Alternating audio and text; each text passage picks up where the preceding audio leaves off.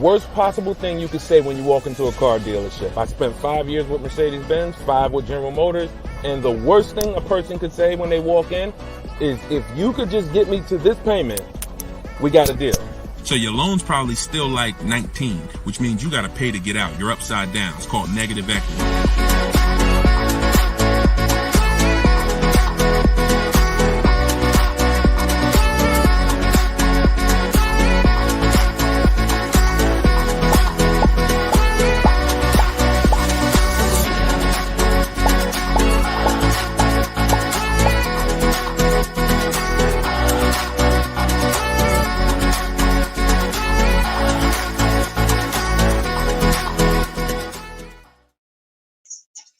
Welcome. Let me mute this because I got the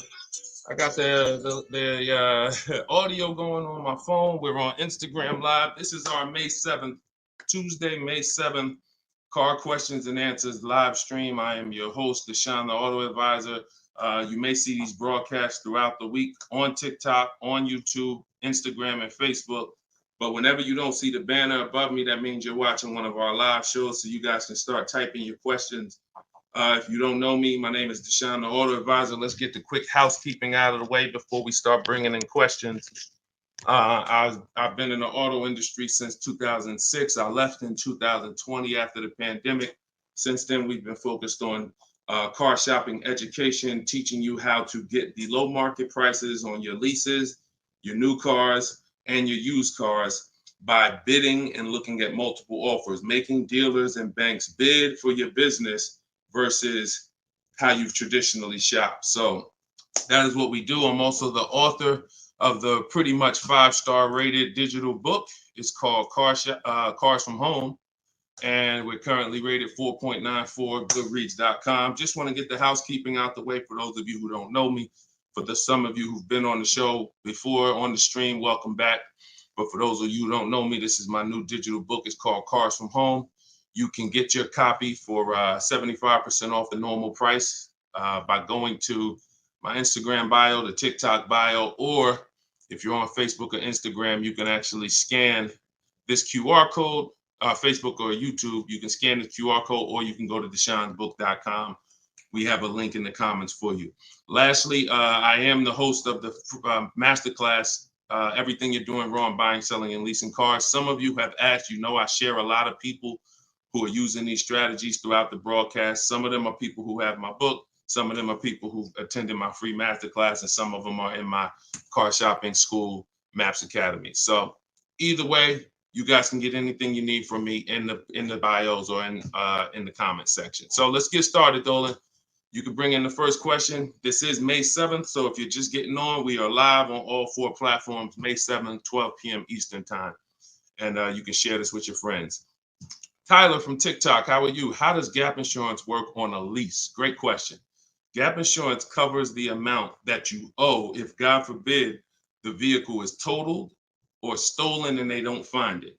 So let's just say the car is only worth $40,000, but the actual cash value if the vehicle gets totaled is, $35,000. So if the insurance company is only going to pay out $35,000, the gap insurance would kick in and cover the remaining gap. So now most leases include gap insurance, but you never want to assume that the lease includes gap insurance. Whenever you are getting your offers from dealers, when you're getting your offers, you always want to make sure that you ask for them to include gap insurance. But yeah, that's the way it works. You want to make sure 99% of leases have gap, but you don't want to make that assumption. Always ask when you're getting your quotes that the gap insurance be included. All right, great question. Go ahead, Dolan. Next one. All right, keep sending your questions, y'all. I see you on Instagram. Those of you who are on Instagram, you click that thing that looks like a paper plane, and you can actually see that you can easily invite a couple of your closest friends to the broadcast just so they know about this information when they need it. Because 1 in 5 people are shopping for a car at any given time. So 5 people in a group, 1 of them is going to be shopping for a car, and we want to make sure you guys have the knowledge you need. Go ahead, Dolan. Guys, make sure you are typing your questions all in one question. Try to get it all in one question. What's up, Instagram? This one says new car parts are hard to replace. The dealership wants old cars back. Anybody who's in the business of buying cars wants cars. So it's not just the dealerships, it's the online buyers, CarMax, Driveway, Carvana. They want cars. Local people who buy and sell cars, they want cars. Wholesalers who buy cars to sell to dealerships, they want cars. If you get what I'm saying, you understand why you need to be making people compete. See, we take one buyer. That's what you've been taught to do. You've been taught to take one buyer, one person who wants your business, and give them the opportunity to negotiate. What we teach is for you to actually go to multiple people who want that business and make them compete. And that's how we make sure we get below market prices, because we in order to get below market prices, you must see enough offers to know the market. I'm gonna say that again. In order to get below market prices, you have to know you've seen enough offers to where you know the market. Could y'all keep running up the likes on TikTok? Every time we say something that you like, if you could just tap the screen, it runs the likes up and it gets a lot of people's attention on TikTok. Let them know they need to be here. Okay, so that's what you want. Everyone wants cars back. So you want to make sure no matter where the market's going, electric cars, old cars, new cars, luxury cars, just make sure you are getting at least 5 to 6 offers every time you want to replace a car. We don't trade in cars because you are not going to get the money you could get trading cars. Now, I'm not talking to you about doing private sales either, where you list the car and then you go and you got to, have people come to your house in Facebook Marketplace. I'm talking about the people who pay cash money, inspect the car in an hour, hour and a half, and cut you a check. Those are the people we need to get 5 or 6 bids from, and that's what we teach. Those companies are very easy to find and very easy to work with. Okay, who's traded a car before? If you've ever traded a car before, type the letter T. All right, stay by your phone, y'all. This is live. This is May 7th. This is our 12 p.m. class, so stay by your phone. I want you to make sure we don't just talk here, we dialogue. All right, in order for you to get the most out of the show and for me to continue to do them, you want to make sure you as close to your keyboard so I know you're actually getting value out of the class, out of the stream, because you're communicating, engaging versus just listening. All right, I'll see you, Bell, on YouTube.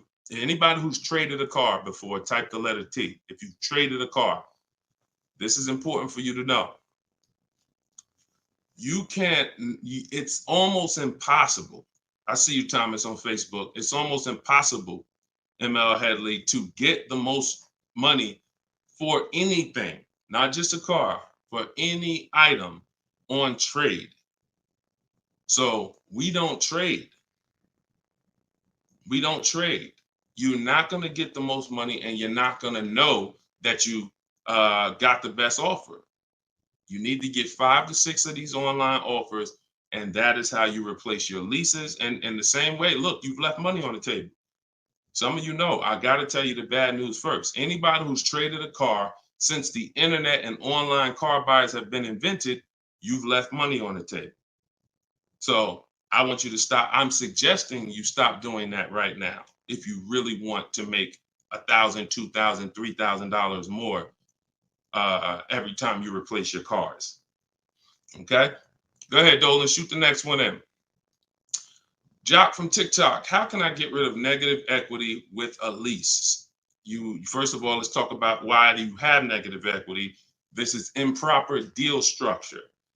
So if you went over your mileage, that means listen, you should not be taking a lease for 10,000 miles per year knowing you drive 15. Because frankly, to go from 10,000 a year to 15,000 a year is only about $40 for most cars. $40 more a month, and you get to go from 10,000 to 15,000 miles per year. So it's no excuse that, taking less miles than you need and then having to deal with mileage penalties that you shouldn't have had in the first place. So we see. So our solution for negative equity is to always in most cases to roll it into a lease, because the cause usually for negative equity is you buy your cars.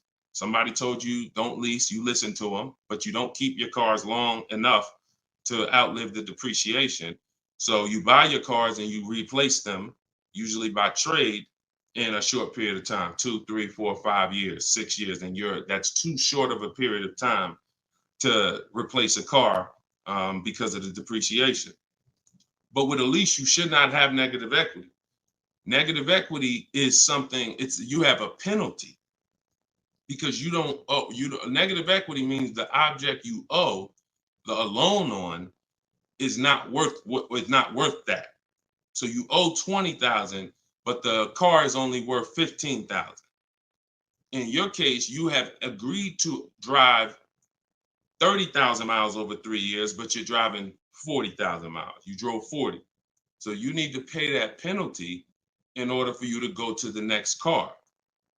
Okay? It should have been in your lease to begin with because you pay less for it if it's in your lease. You pay probably 15 cents a mile, where on a penalty, you're going to pay 25 cents a mile in a lot of cases.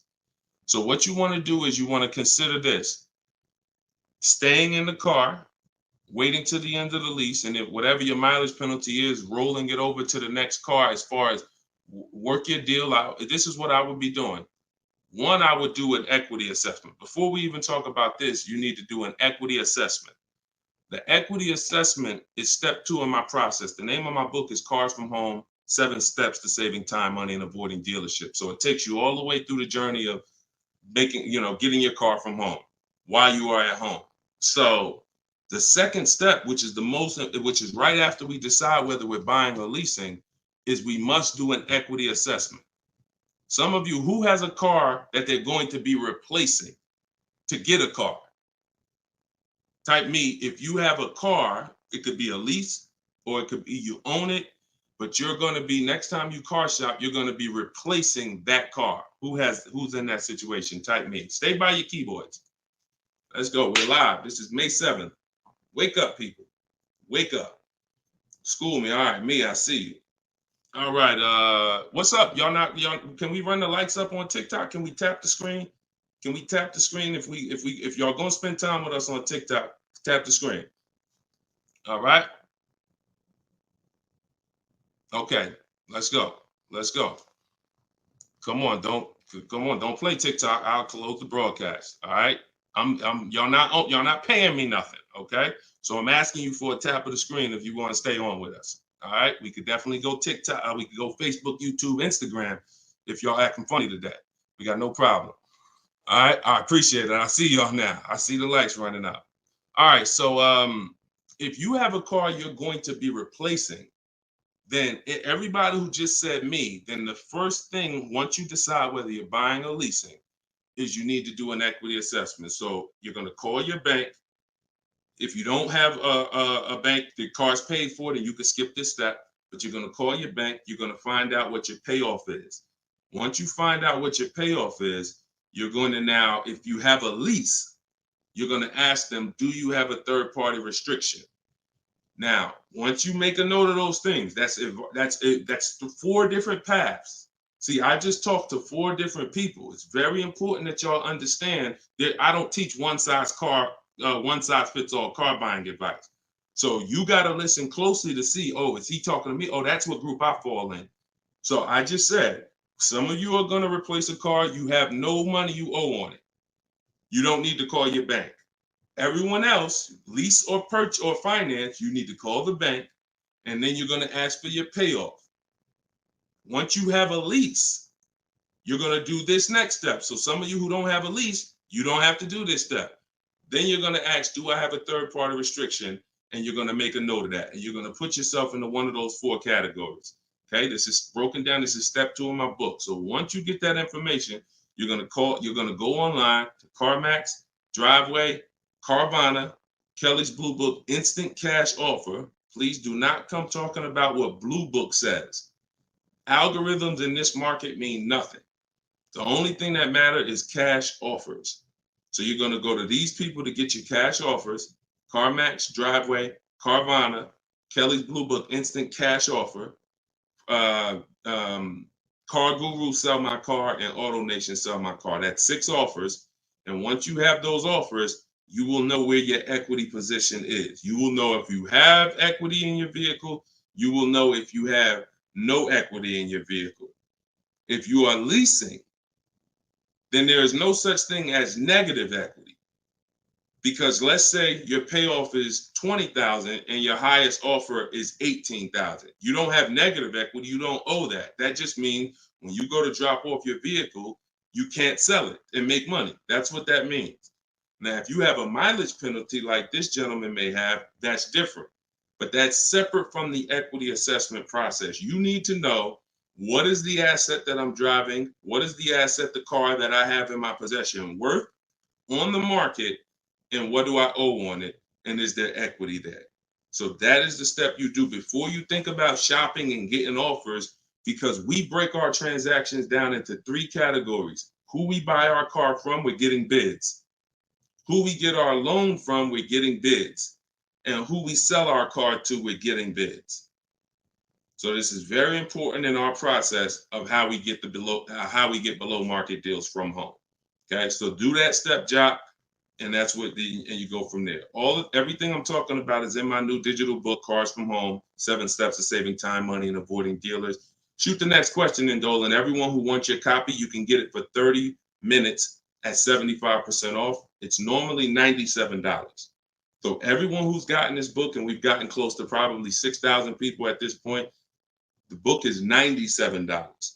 But when you go to my bio now, or my Instagram or TikTok bio, you can get your copy for 75% off, which would be $24, but it's only for 30 minutes. If you're on Facebook or YouTube, just check the comments and go to deshonsbook.com. You got 30 minutes to get your 75% off. Okay, Tyler from TikTok, rolled over $14,500 from a trade into a 36-month lease. Payment only $54 a month. Is this a good strategy? Payments only $54 a month? What do you mean by that, Tyler? $54 a month. How could the payments be $54 a month? You need to know how much you're rolling over into the new deal, because let's say, for example, you have $14,000 of negative equity. Just that alone is $400 a month. Just the negative equity. So I'm trying to find out what you mean when you say rolled over 14.5 from a trip. Oh, wait a minute. I think I know what you're saying. You are essentially prepaying your whole lease. What he's saying is he's taken all of the car that he is trading, which I just told you how much I'm not a fan of that. But he's now essentially doing a one-pay lease, or you're doing a huge down payment. So this is very important. You could be about to really lose your shirt right here. This could be extremely bad for you. You need to make sure you check what I'm about to say to you. If all of that money is being treated as a cap cost reduction, which is essentially a down payment on a lease, let's just say your payment would normally be, matter of fact, let's do this math real quick. And this is why having a consultant and having an advisor and getting education saves you thousands of dollars. Now, $14,500, you are talking about, if you put that into a payment form, your payment would be $400 a month higher, plus the interest on that, plus the taxes, plus the interest on that. So let's call it $430 plus this $54,000 this $54 a month.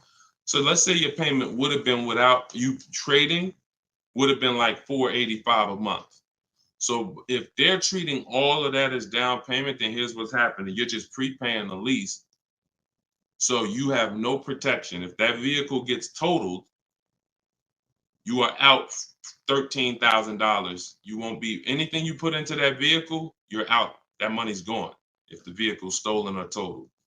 So what it makes more sense to do is to see if there's multiple security deposits that you could put. You need to get your offers, though, with no money out of pocket, because you can't look at one-pay leases and you can't look at multiple security deposits if you don't know what the original deal was without them.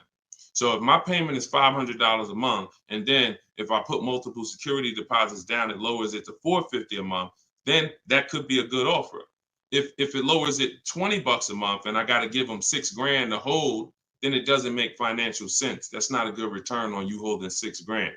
But I'm always comparing it. This is something we teach called advanced leasing strategies. This is not for everybody. So but you need to determine when you're doing a one-pay lease, all you're doing is giving them all of this money up front so they can lower the actual interest on the lease and see what the payment comes out to with the lower interest. So you have to get offers without down payments.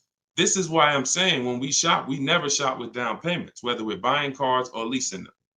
We never shop with down payments because when you're putting all this money in, you can't assess the deal because you don't know how much of this being a low payment is because I put all this money down. You need to know you have a deal before you consider what monthly payments is going to be. If I'm getting a lease and I shop my offers and my lease deal is under 1%, or my best offer is under 1%, no more than 1.5, somewhere in between there, I know I have a good deal, regardless of how much I'm going to put down. So, and when it comes to purchasing, I need to know people worry about the payment. Some of you are worried about the payment. You don't care about what you're buying the car for, and you're worried about the wrong thing because you're thinking about the loan you're getting. You're not thinking about the car you're buying. Before you think about, hey, what's a good payment on this car? No, the better question is, who's the dealer that's going to sell me that car for the lowest price? Deshone, I want to get this BMW 4 Series. What's a good payment on that? No, you're going to get a BMW 4 Series. Who's the dealer that's going to sell you that BMW 4 Series for the lowest price? If 20 dealers, if say 10 dealers have that car, $60,000 car, some dealers are going to sell it for 65, some are going to sell it for 60, some are going to sell it for 57. You need to get these offers before you worry about what the payment's going to be. And that's a whole different philosophy. This is what I teach. So I'm never going to be in the business of not teaching you to understand the numbers because we make it simple. Whether you're using my book, whether you're paying attention on these live streams, when you are shopping multiple offers, you eliminate this. You cannot be a payment shopper because you'll just be throwing money at deals and thinking you got a deal, but you didn't get a deal. You just threw so much money at it that it lowered your payment to something that you felt good about. Doesn't mean you didn't overpay for the car. All right. Very, very important, y'all. This is $3,000 to $5,000 to $7,000 to $10,000 mistakes. These aren't $100 mistakes. Listen, look, people right now are so distracted. They are asleep. They are asleep. The only way people could continue to make money is people stay asleep. It's not so when I tell you the conversation, you are taught to, when you're buying a house, get help. Make sure you have a plan. Work with the best people. Get a home inspection, even if you're not going to buy the house, right? Don't you get a home inspection even if you're not going to buy the house? Don't you risk $400, $600, $800, even if you're not going to buy the house? Why? Because you want to protect yourself from making a $20,000 to $50,000 mistake. But with cars, this is the only thing that you think, oh, I could just do this on my own. Knowing that every time you buy a car, you have a little buyer's remorse. You hope you hope you didn't overpay. You hope you didn't. So lock in. The only way you are going to win and be like these people that I show on the show all the time, like you see just a ton of people that's paying ridiculous prices, below market prices. And I got more to show y'all. Like my next show, I got like 3-4 million people that hit me with their deals they got in the last 2 weeks that I haven't even pulled in yet. Like you're not going to get these prices until you take car buying as serious as you take buying a small house. Once you start doing that, then you'll start saving 5 and 10 and 15 grand on some of these cars. Until then, you're going to keep just moving the way they want you to move. Go ahead, Dolan.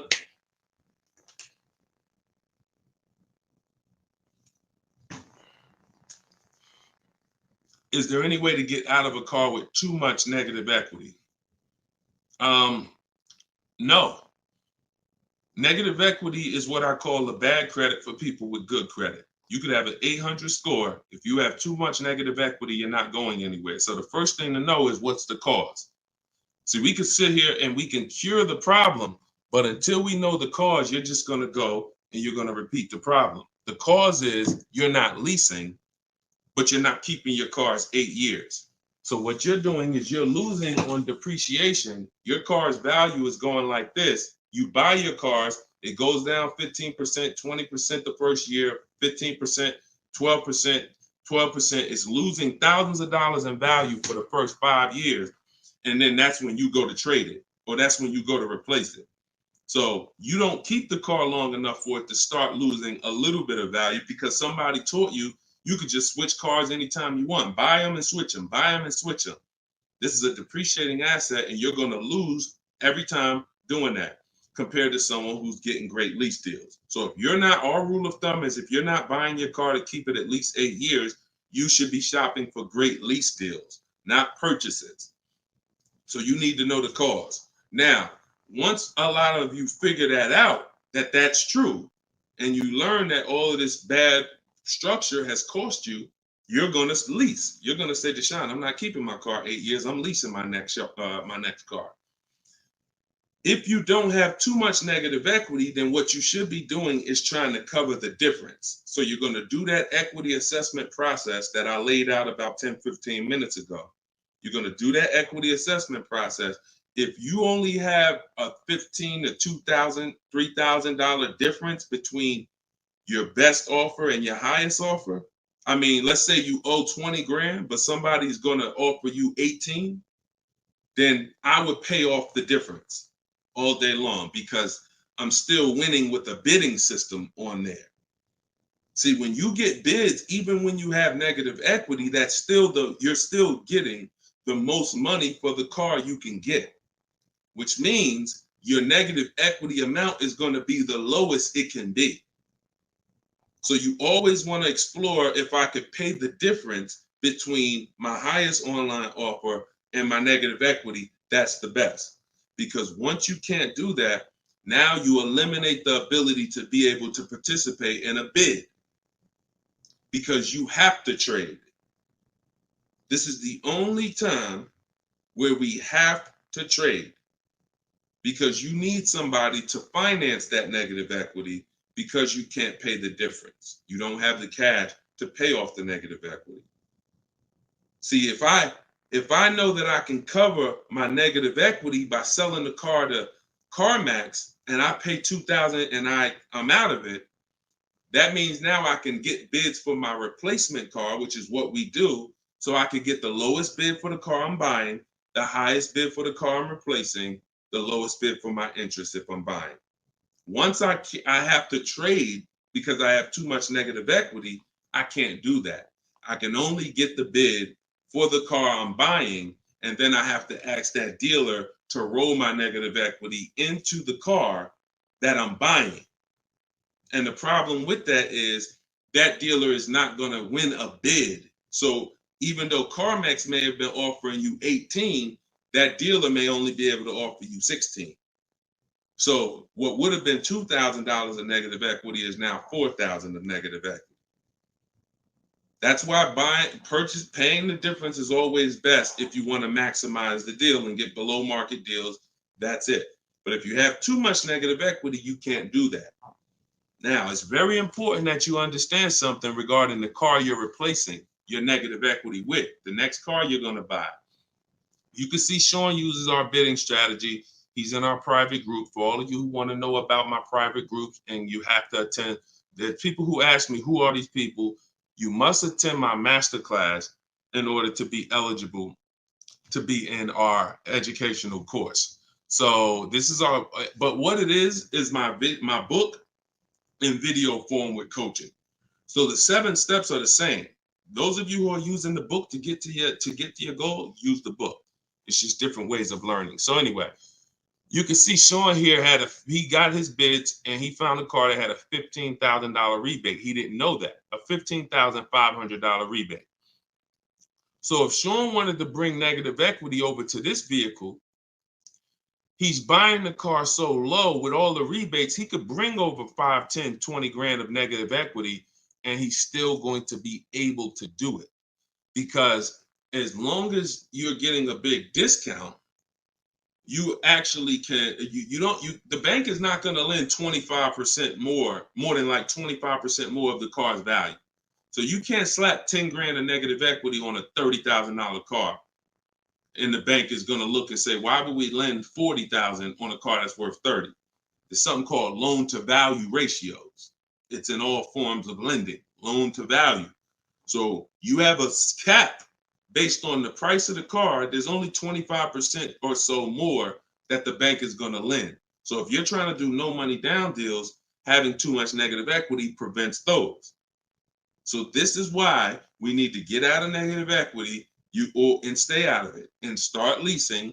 Stop buying your cars. The only time you actually switch from a purchase with negative equity, I own my car and then I'm switching to another car and it's a purchase, not a lease, is if you had like an emergency. You were going to keep the car 8-9 years, but you just had a bunch of kids and now you need a whole different car.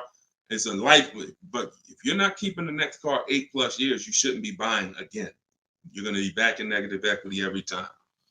Okay? All right. Go ahead, Dolan. You can shoot the next question. TikTok, I see y'all. We are live. This is May 7th. This is our 12 p.m. Eastern time show. If y'all can, every couple minutes, if you could tap the screen, if you're enjoying the show, if you're enjoying the stream, keep running the likes up on TikTok. Appreciate y'all. All right. Instagram. My lease on a CX5 is coming up. CarMax value is showing 21,000. My buyout is like 18. Should I buy it and keep it? No. Why would you go from a lease with a great, and look, I'm going to talk different on every show because I know some of you are new. Okay. Who's new here? If this is your first time ever on a live broadcast, on a live stream with us, just type the number 1 and then we'll answer the brother's question here. Who's new? All right, I see you, Khaleesi, on TikTok. I see you. If this is your first time on a stream, you've never been on Car Shopping Questions and Answers with us, type new. Okay, I see you, Matt, on Facebook. I see you, Vince, on Facebook. Melanie on YouTube. DJC Square, I see you. Okay, I see you, John, on YouTube. Okay. All right, TikTok quiet today, boy. I never saw TikTok this quiet. They ain't hitting no likes or nothing. That's all right. God bless them. God bless them. All right, so Instagram. Let's talk about this. Let's talk about this equity position you're in. Right now, you could sell that lease and make $4,000.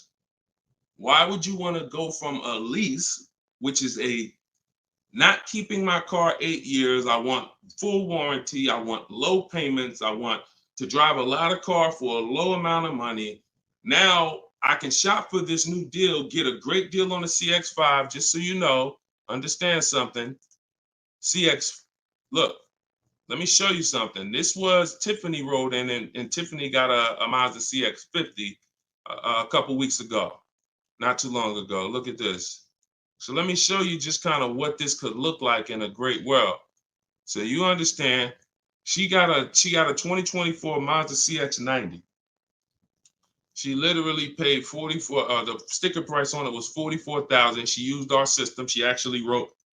This is a testimonial about the book, so you can see at the top says, "I believe we got a great deal from what we learned from the rest of the book."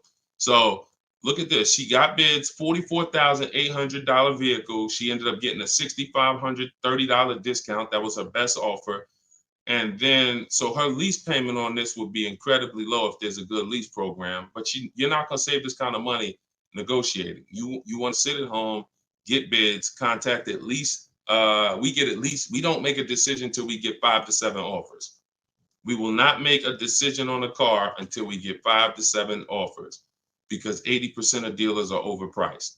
So you say you can get you might be able to get a lease price on this car for, $400 a month, no money down, for, $450 a month. Something, it might be lower. I don't know what the below market deal on your replacement Mazda is going to be. And then you could actually put that 21.4 in your pocket. So you could say, hey, the difference. So you would sell the car to CarMax for, and you would make $3,400. Just so you know, my mother sold her Mazda 2 years ago when the prices were real high, and she made $10,200. So why would I go from being able to do a deal like that, getting a new car, low payment, no money out of my pocket, put $3,400 from my old lease into my bank account? Why would I want to go from doing that to buying a used car, which is buying a 3-year-old Mazda, which is what you're suggesting when you say, should I buy it and keep it? What about that deal makes it better? If you figure this, Your buyout's 18. What's the payment on $18,000 plus taxes? 20 grand, 21 grand. What's the payment? 400 a month for 5 years. So why would I go and buy a 3-year-old used Mazda for 400 a month when I could go and I could lease a brand new Mazda for 400 a month and then turn around and again, if you're not buying this car to keep another 8 years, it makes no sense to buy a used car right now.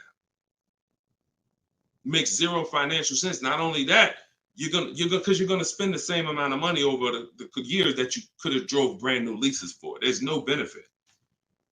There's no benefit. This is what it is. We've seen this thousands of times over the years, hundreds at least. You know, I know it's happening thousands of times. People are buying their leases every day. They're not realizing they're just buying a used car.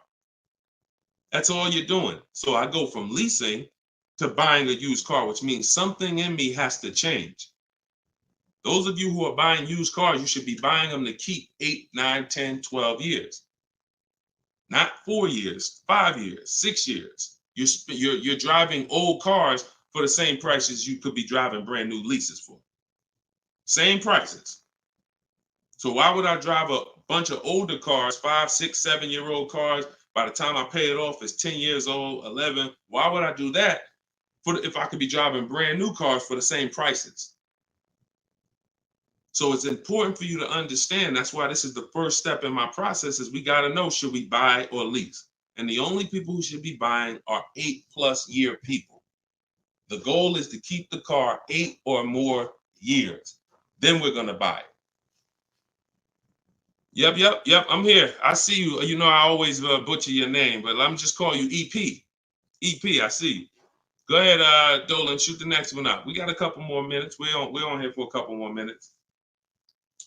How do you negotiate a purchase online? Looking at a car 3 hours away and I'm not able to go in person.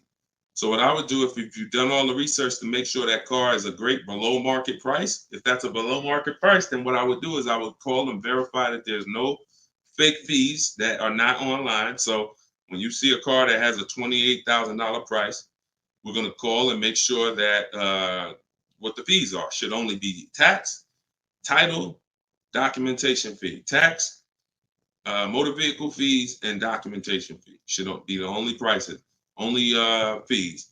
And once I verify that, what I'm going to do is I'm going to go home. I'm going to get out there immediately, and I'm going to see the car. And if it's a great price where I'm saving $2,000-3,000 above below the market value on those cars, then I'll go out there and I'll make sure that I post up in a motel for one day, because you never want to go out there and take the car immediately, because unless you're paying cash. If you are paying cash, that's different. But if you're getting a loan, we need at least one day to do our bank bidding process. Because you could go out there and say, all right, now this is the best price on a used car. Yeah, but now I'm going to pay 2 points, 3 points more in interest, letting the dealer get me the loan. So I'm essentially giving that $2,500 or $3,000 that I saved right back to the bank. I'm not giving it to the dealer, but whoever the bank is. So we always need one day to come home, let banks and credit unions bid so we could get the lowest interest rate. And then we call that dealer and we let them bid against it. But that depends on how you're going to pay. But that's the process. You get out there, you test drive the car. That's why all of our used car research is done from home. All of our used car research is done from home. By the time we get to the dealer, the only thing we're doing is going there to test drive the car and lock up the deal. The prices we've already verified is the lowest prices in the market. So once we verify there's no bogus fees, that's our process for wrapping up the deal. That's right, man. You know I'm always watching and unlearning and relearning, boss man. Appreciate you. I appreciate you, EP. Always a pleasure. All right, go ahead, Dolan. Yeah, some of you are looking for your used cars locally. There's no way you're getting the best prices. If some of you are looking for your used cars 25 miles, 50 miles, 100 miles, there's no way you are getting you're getting below market prices. That's just not enough inventory to look at for you to see, Oftentimes, it's literally a dealer that's an hour, 2 hours, 3 hours away who may not be in the city. They don't have the traffic that that person has, and oftentimes they'll have a below market deal because of their particular circumstance. So if you're just shopping 10, 25, 50 miles outside of your radius, that's just not enough of a radius to get the below market deals. My brother leases up, he's over miles. Equity assessment. That's it. I just went over that about 20 minutes ago. I can't go over it again because there's people who watch the stream and it's not fair to them, but we do have this stream on replay. If you go to YouTube or if you go to my Deshone the Auto Advisor Facebook page, and you can find the section that I did only on that. Okay, it's called the equity assessment. We had another person on here that's over miles. And, once you do that equity assessment, then you want to weigh that, compare that to what the mileage penalty is. Because some people, the mileage penalty is only going to be $750, $1,000, $1,500. You could have that rolled into your next lease offer. What you do is just negotiate your best lease offer and then say, hey, look, I need you to cut a check for, $1,500 to my old lease company. Now that's going to raise your payment. So if I got a below market deal, let's say, give you an example. Let me show you with a real life example. So, so Charles, let's say Charles, he gets his Hyundai Palisade, he gets it for $597 a month, but he has a mileage penalty of, $1,500 that he needs. This dealer who won his business, he needs them to pay that to his old lease. So they're going to cut a check for $1,500, but that payment, that $1,500 now goes into his new deal. So it's just like negative equity. It's going to raise your payment up, which is why we bid this out and we don't bring stuff over. We don't bring mileage penalties over until we have already found the dealer that we're going to buy our car from, because they've given us the biggest discount. But yeah, that's what you would do. And whatever the mileage penalty is, you're adding it to your next lease.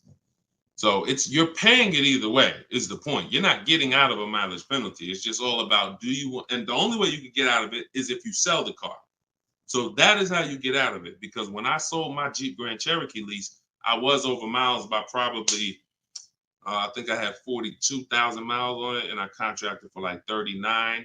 But that's because I extended the lease. And when I extended the lease, I was doing more driving, and I just said, I knew I had so much equity in the car, because again, that's when cars were worth literally $7,000 to $12,000 more all through the pandemic. 2020, 2021, 2022, we had people cashing out, making $8,000, $10,000, $12,000. Some of you might have saw some of our videos and used what we were teaching then.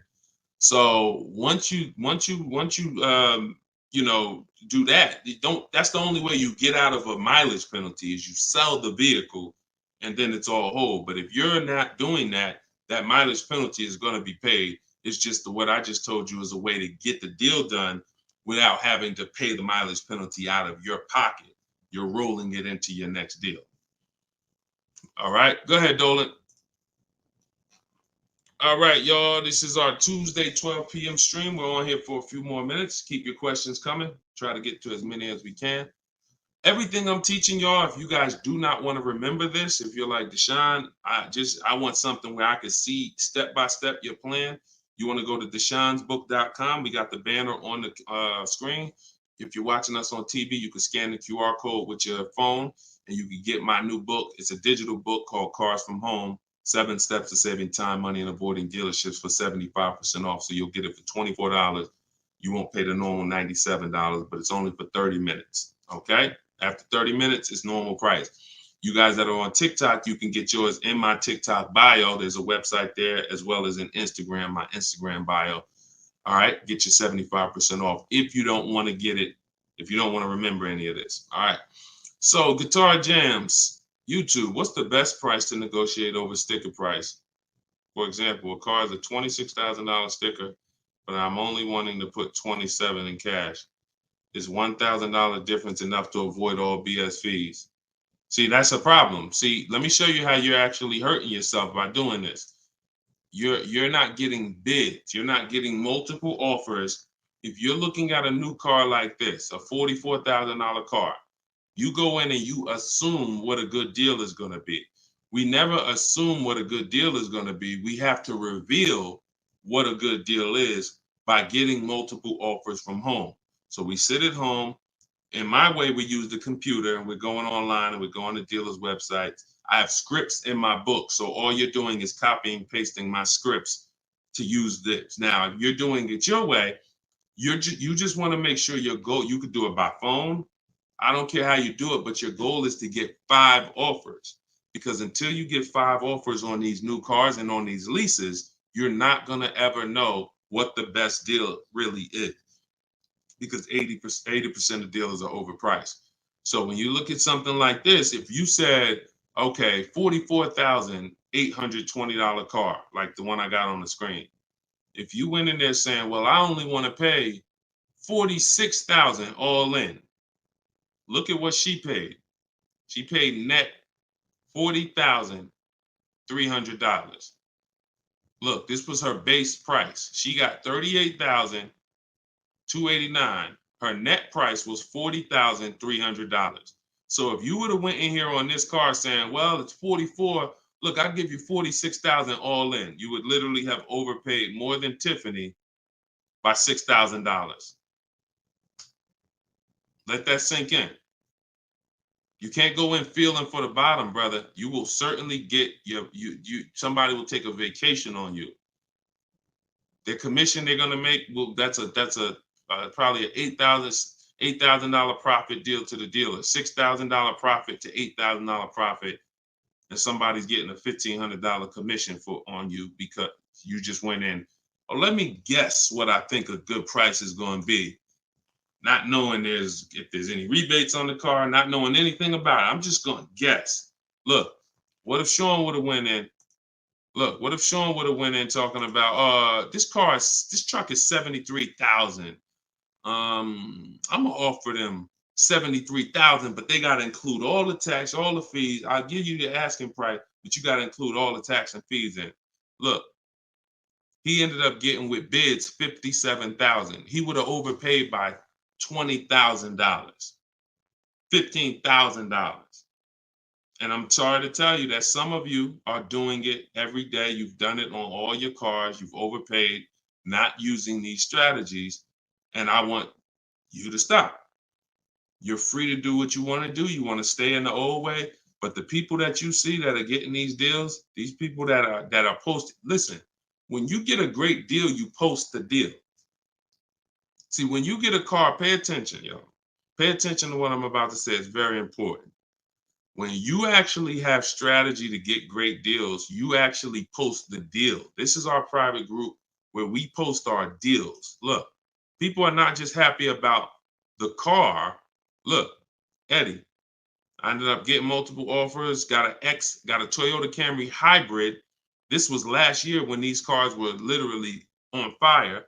Look, quote, getting quotes as high as 10 grand over sticker. Look, I got $2,086 under sticker.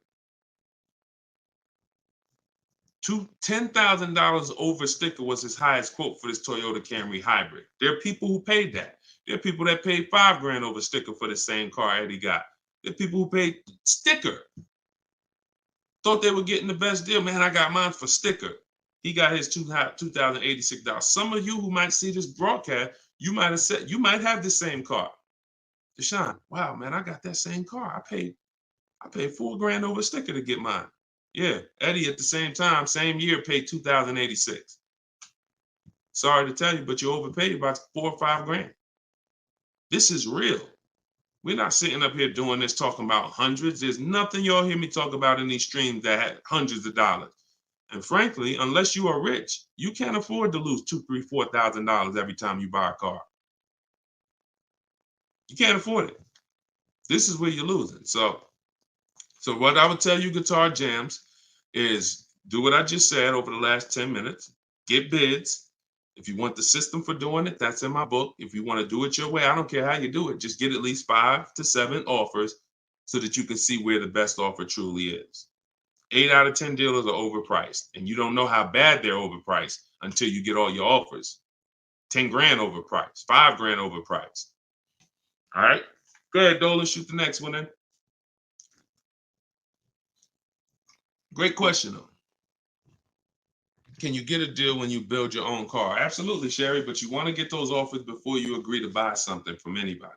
So if I'm ordering a car, I'm getting 5 offers, 10 offers. I'm getting 5 to 7 offers, not 10 offers.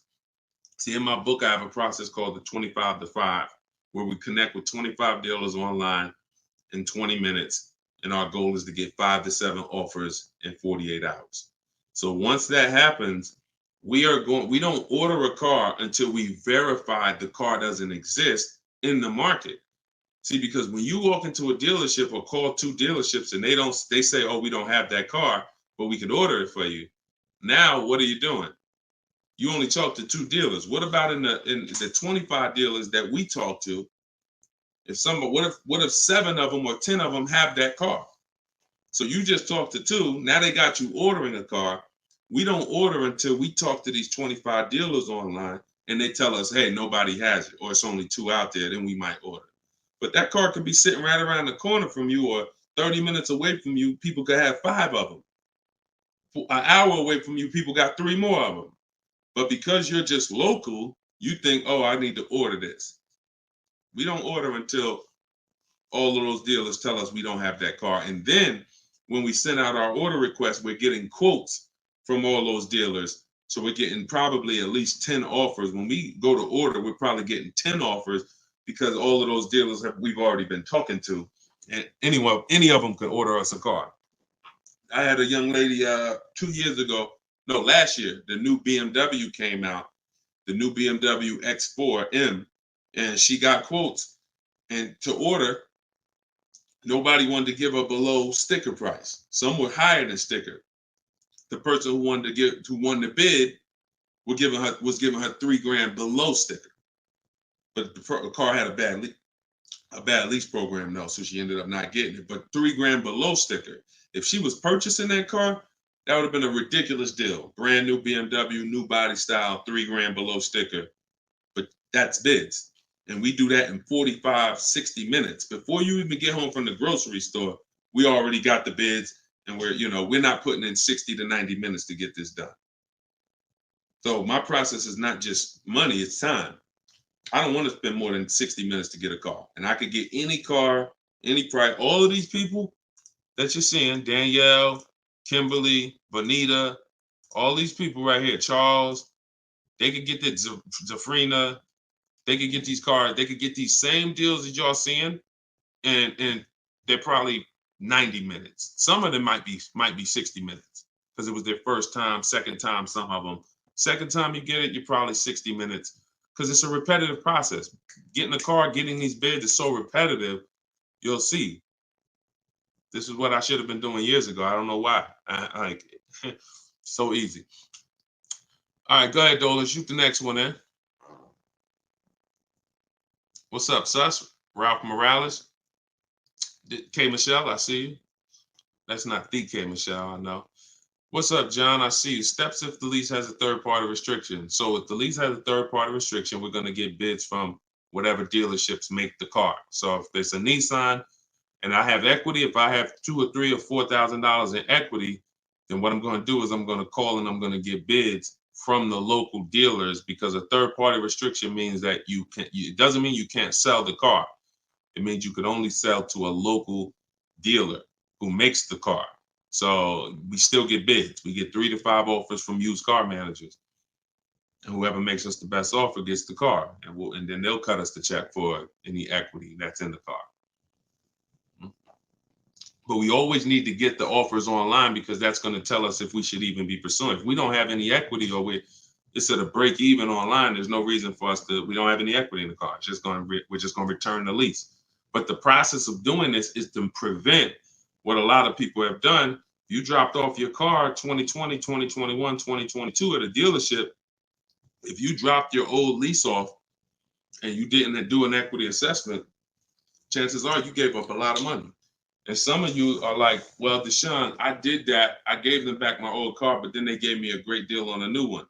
You have no idea how much equity they used out of that car or how much they kept. It was, like I said, my mother had $10,200 in equity.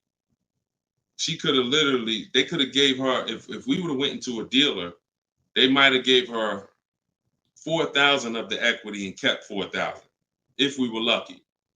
So, doing an equity assessment before the lease in process is to prevent giving away any equity when we drop off our lease.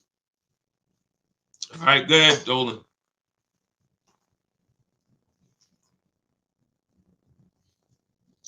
This is our Tuesday, May 7th live show, 12 p.m.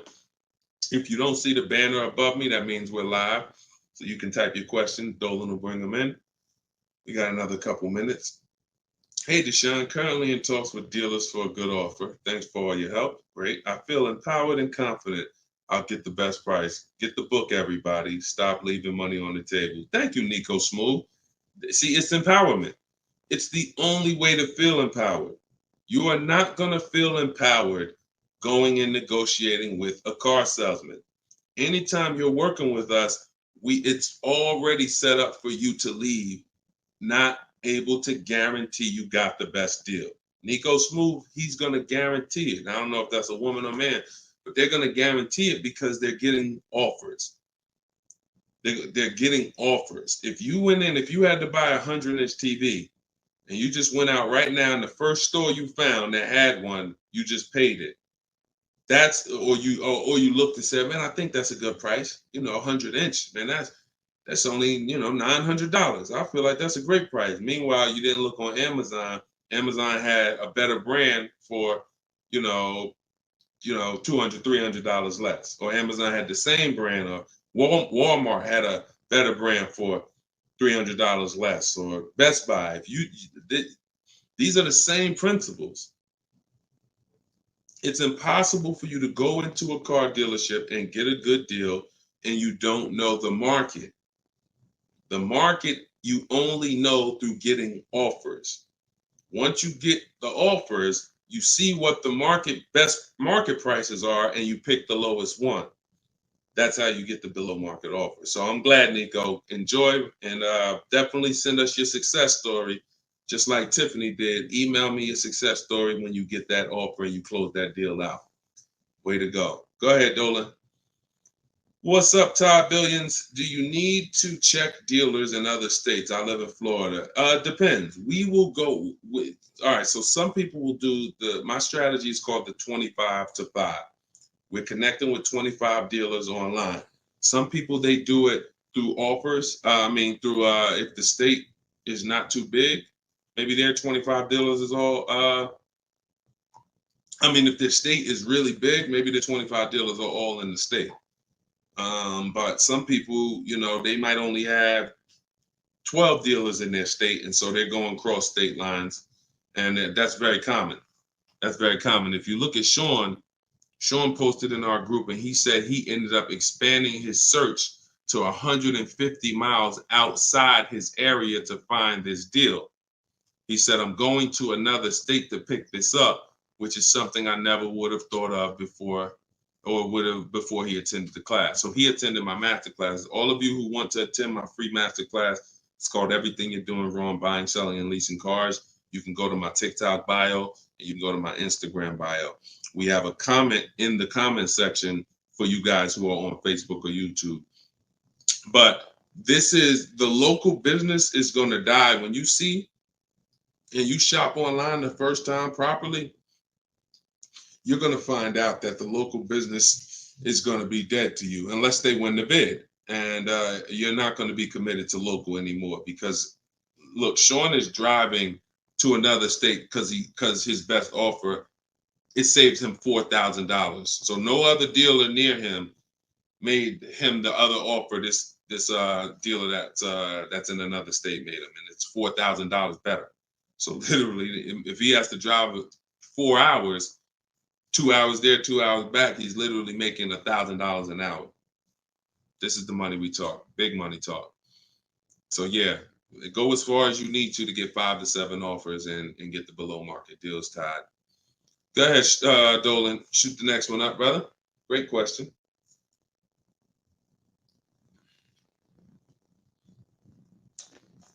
This is Charles Harris on YouTube. How are you?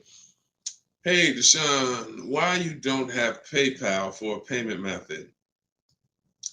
Um, that's a great question. We've used PayPal probably twice since we started our company in 2021. We just found that Stripe was a better company to work with for the business.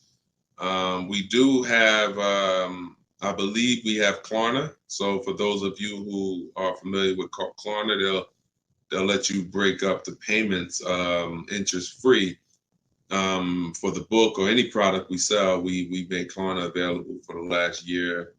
But PayPal is just a little different to work with. We've enjoyed working with Stripe. So hope that helps. Go ahead, Dolan. Right, we just hit the hour mark. Got a couple more. Try to take a couple more before we wrap. Lenice from Instagram. By the way, everybody, if you just jumped on, this is our Tuesday, May 7th, rather, 12 p.m. live. So we are live. So feel free to ask your questions. If you don't see the banner above me, then that means we're live and you can type your questions. Is purchasing a car from Enterprise Car Sales a good idea? If in order for me, when we're shopping for used cars, like I have this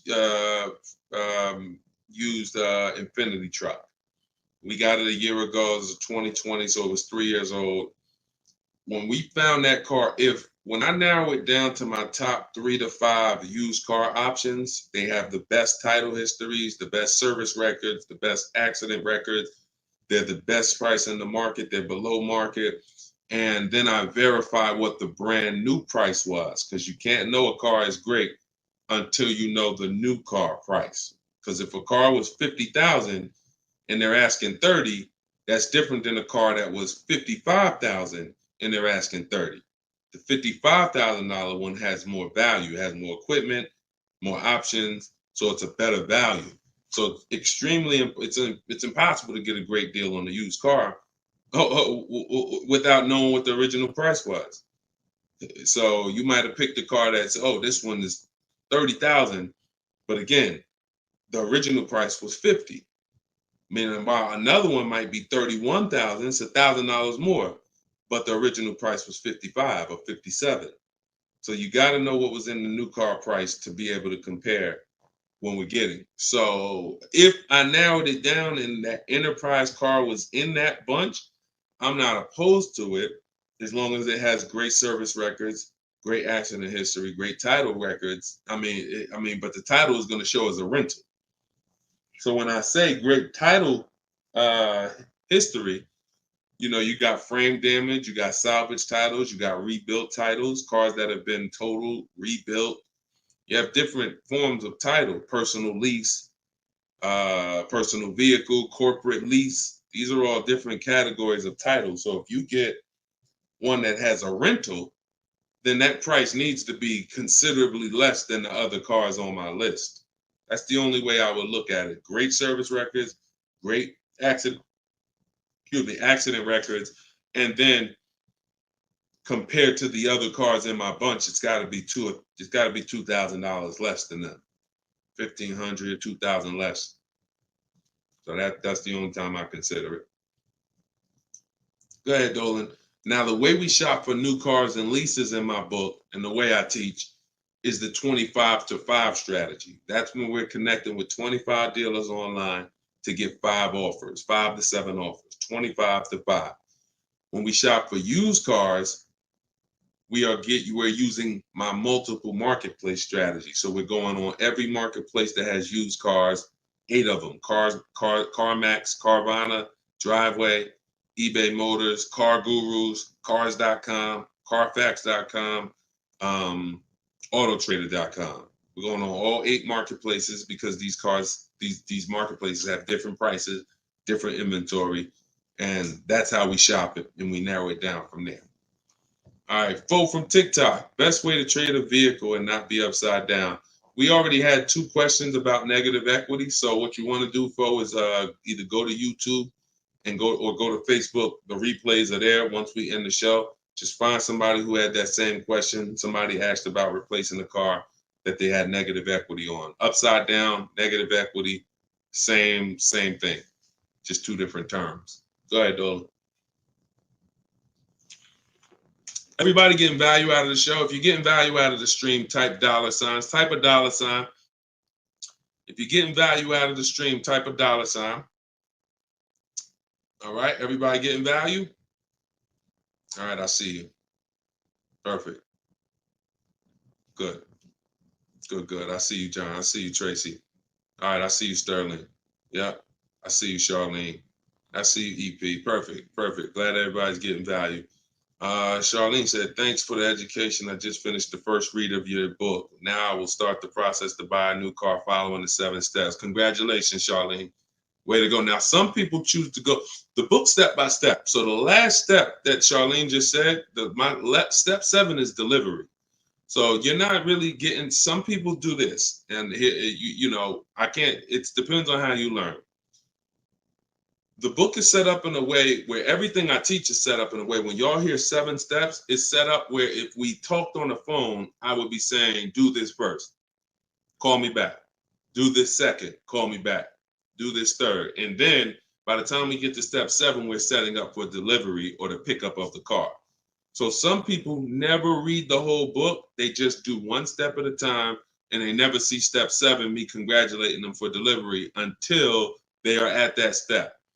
Some people read the book straight through and then come back and do the steps. So whichever way you decide is up to you. The quickest way to your car, the quickest way is to just do 1 step at a time and then not read forward until you get to that step. But everyone learns different, and everybody, that's just if you want the quickest way, you want to get a car in literally 48 hours, don't read the whole book. Read 1 action step at a time, cross it off the list, and get it done.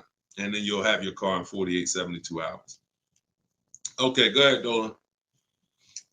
TikTok, using your book, all of these lease prices I received are too high, over 1.5%. Next step. Well, as I mentioned, once you get 5 to 7 offers, that means that car has a bad lease program. Not the brand, the car. So that Jaguar has several cars. That particular one, and it could be that trim level, has a bad lease program, in which case I always say with leases, we want to have at least 2 to 3 options, because we cannot control the lease program. So whatever the dealer was, so if you see a 1.5% lease, 1.6, 1.7, 1.8, 1.9, then that 1.6, that dealer's beating everyone else. They're selling you the car less than everyone else. But if they're at 1.6, then that means their lease program is bad. That's why we always get 5 to 7 offers. If they're all over 1.5, that means the lease program is bad.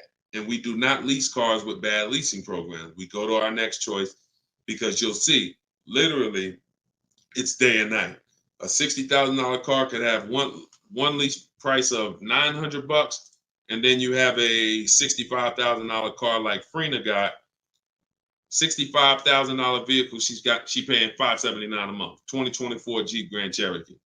Got it a little while back. So this is, lease programs make the difference. What we do is use bids to get the lowest price on the cars. We're gonna always get that. But once we can't control the lease program. So we always have 3 options. With purchasing, we don't need 3 options, because once we get our bids, we're gonna just find a dealer that's gonna be the lowest. Nothing else matters. We don't need to worry about a lease program. Go ahead, Dolan. German Tink from TikTok, I see you. If our credit is not good, I feel like we don't have room to negotiate. True? No, your credit, you do. You see, again, we're mixing the loan with the price of the car we're buying. That's where you're going to overpay. Because if you have a loan, you have bad credit, the only thing that should be affected is the interest you pay on the loan. That should be between you and the bank, the lender, not between you and the dealer. So what your job to do is, if you have bad credit, the lender you get your loan from is going to tax you for it. You're going to pay higher interest than what someone with good credit would pay. But what you should not be doing is overpaying for the car because you didn't get bids. So you can get bids for your car, and then you can use a company that gets deals done, that gets people loans, even with bad credit. And you know, I use Limbuzz. I recommend Limbuzz. I don't use them. I recommend them. So you could either, pay a high interest rate and get a great price on the car, or you could do what most people do: get a bad price on the car and pay a high interest rate because they're going and they're shopping desperately. So in my process, we would get with Limbuzz, get our pre-approval with Limbuzz, and then we would go and we would shop and get bids to make sure we're finding the lowest price on the car. See, once you learn what we're doing and you start doing what I'm telling you, using what we're talking about here, you're going to see the car price is independent from the loan. You've been taught to focus on the loan, which is how much my monthly payment is going to be. Oh, am I going to not be able to negotiate? The car's price we're negotiating has nothing to do with the loan we're going to use to buy it. Okay?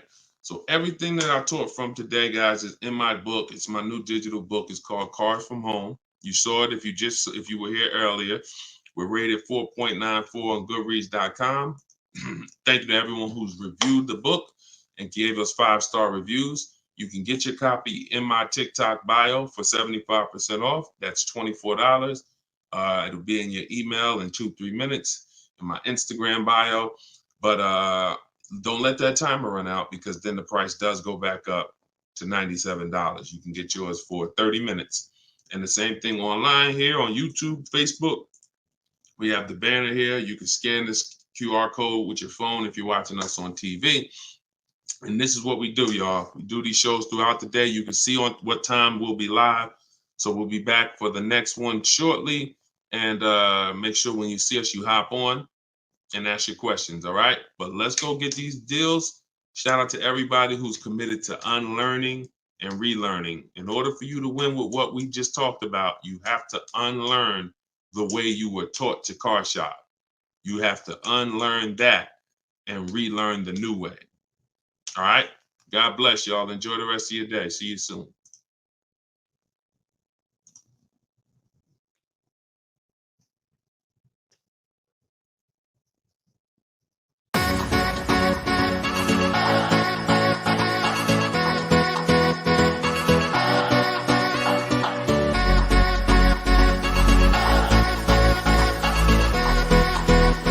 The worst possible thing you could say when you walk into a car dealership. I spent 5 years with Mercedes-Benz, 5 with General Motors, and the worst thing a person could say when they walk in is, if you could just get me to this payment, we got a deal. So your loan's probably still like 19, which means you got to pay to get out. You're upside down. It's called negative equity.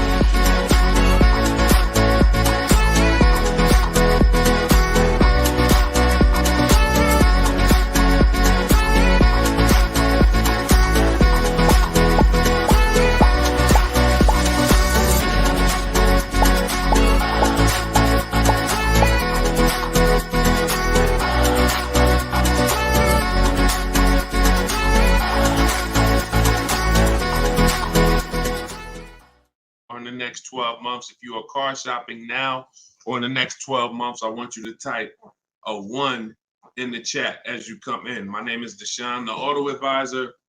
I do these live streams throughout the week to answer questions when it comes to car buying the new way. We've been doing this, helping people really since 2021 through education. And so we teach an entirely new way to car shop. A way that has worked for thousands of people before you. And I do these live streams so that you can ask your car shopping questions, and we can try to get you the answers that you need to help you get below market prices, which is the only thing we settle for. So thank you to the people who are tapping the screen on TikTok, running up the likes. I appreciate it. We have Dolan moderating in the back, so you guys can start typing your questions. Everything I'll be talking about is out of my new digital book. It's called Cars from Home, 7 Steps to Saving Time, Money, and Avoiding Dealerships. Thank you to all who have reviewed the book on Goodreads, putting the review page up now. Thank you for helping us have pretty much a 5-star rating And everyone, as you're watching this, you can get your copy. If you like what you're hearing, if you like this new way that you're going to hear on these streams of how to car shop, you can get your copy of my digital book for 75% off in my TikTok bio, my Instagram bio, or we have a banner up for you guys. Or you can go to deshonsbook.com. So no matter where you're at, that's your special offer. All right. So Dolan, you can bring the first question in. I see you, Paper Chaser. Welcome to the broadcast. I see you, Benjamin, on TikTok. I see you. First time people. Welcome to all the first time people. If you your first time here, type of 1. Mario Soto, I see you on YouTube. Welcome. This is Chris on Facebook. Hey, Deshone, are dealerships willing to order a car for you if they don't have a car with the options you want? Everyone is usually willing to order a car because every dealer can order. But you want to make sure whenever you're getting an order quote, you're getting at least 5 offers. 80% of dealers are overpriced. So you want to make sure you're always getting on a brand new car 5 offers. And then you'll see how different they are. I had somebody who, I think we're on episode 17. This is episode 17 of Car Shopping Questions and Answers. So on last episode, I spoke about a young lady who ordered a BMW when it first came out last year, the new body style new body style X4. And through bids, she saw multiple offers. Most dealers were charging her $2,000 over sticker price. But once she got her 5 offers, at least 5, she probably got set 5 to 7. Her best offer was $3,000 below sticker.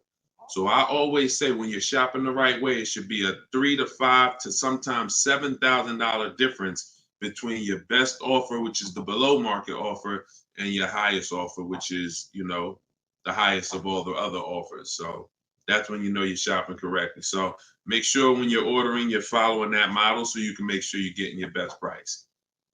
And you do this right from home. You could do it by phone, or you could do it my way, which is using the dealer's computer, the dealer's websites. We do copy and paste models to get quotes directly with dealers, speaking with them on their website. So as long as you do it, that's all that matters. All right, great question. Shoot the next one up, Dolan. Let me open up my phone on Instagram. My phone battery is low, but hope. Okay. Yes, everybody. This is our Tuesday 7 p.m. live stream. So this is live. Whenever you guys don't see the banner above me, then that means we're absolutely live, and you can ask your questions. We rebroadcast these streams all through the day, so you can send your friends, family to them. But whenever you don't see the banner above me, that means we're actually live, so you can ask questions. Okay, go ahead, Dolan. This is from TikTok. I need a new truck. Any advice? Or the first thing, all right, I'm getting ready to tell you the first thing you think about when you are in your position. And this is the first thing that all of you should have thought about. If you haven't thought about this yet, you've already skipped something that is very important. The first step in my process is always to ask ourselves the most important question. Does anybody know? I know we may have a lot of new people on here, but does anybody know what the most important question is? It's probably going to take you too long to type it. So I just want to see if anybody knows what the most important question is. I'll give you guys maybe 5 to 8 seconds to chime in some answers. Can I afford it? That's a good one, but no, that's not the most important question. That comes a little later in the process. Come on, Benjamin, Charlie. Am I keeping the car 8 years? My man, way to go right there. DM me, man. I'm gonna get you a free copy of my book because I like that. All right, that's the most important question. Just DM me on TikTok. I can't read DMs, y'all. So if you actually have DM me, 99% of the time, I'm not gonna see it because I have a team that helps me with my social media. So I'm not seeing DMs because we just get way too many throughout the day. But in your case, yes, send me that. Yes, but that's the most important question because here's the thing. The first thing you want to think about is how long you're going to keep it because you're about to buy something that's going to go down in value. You're not going to get the most value out of it until after 7 years. that's when you're going to get the most value. Everything before that, who knows, when I break these things out, I'm showing you the depreciation curve. And this is how your vehicle is losing value. So if you buy a new vehicle, it's losing value like this. If you buy a used vehicle, it may be losing value like this, but it's going down thousands of dollars every year. So until you keep the car long enough, some of you are just not keeping your cars long enough to win, because you're turning around and replacing your cars while it's still like this. You're still losing $2,000, $3,000, $5,000, $7,000 a year, depending on the price of the car, in depreciation. Now, when you keep your car long term, you're going to beat depreciation, because eventually your car starts to, like, who has a car outside right now that's at least 8 years old? Who has a car outside right now that's at least 8 years old? Type how many years old the car is. I just want to demonstrate something, because if you skip over this, you're not going to be able to get a good deal. You can forget it. I'm telling you right now, I call this the most important question. If you get this wrong, forget about getting a good deal. It's impossible. And I'm going to explain why. This is not, if some of you are new here, I don't need to hype anything up. I love math. So I make math simple. You might not love math. I love math. And I know that when it comes to cars and buying versus leasing, it's a numbers thing. It's a math thing. And I'm telling you that if you're not going to keep your car long enough for the depreciation to level out, like you can see Chris here on Facebook, he has a car 10 years. Carlos, 10 years. Tyranny on YouTube, 10 years. Okay. Yep, I see you. Kura Cindy on Instagram, 14 years. Jeff Walkus, YouTube, 15 years. Now pay very close attention to this. You'll notice that the way the amount your car is worth today, it's going to be worth almost the same thing next year. It's going to be worth almost the same thing next year. If your car right now is worth, if it's 9 years old and it's worth $8,000, a year from now it's probably going to be worth $7,600. That's when you have beat depreciation. Tap the screen on TikTok if that makes sense.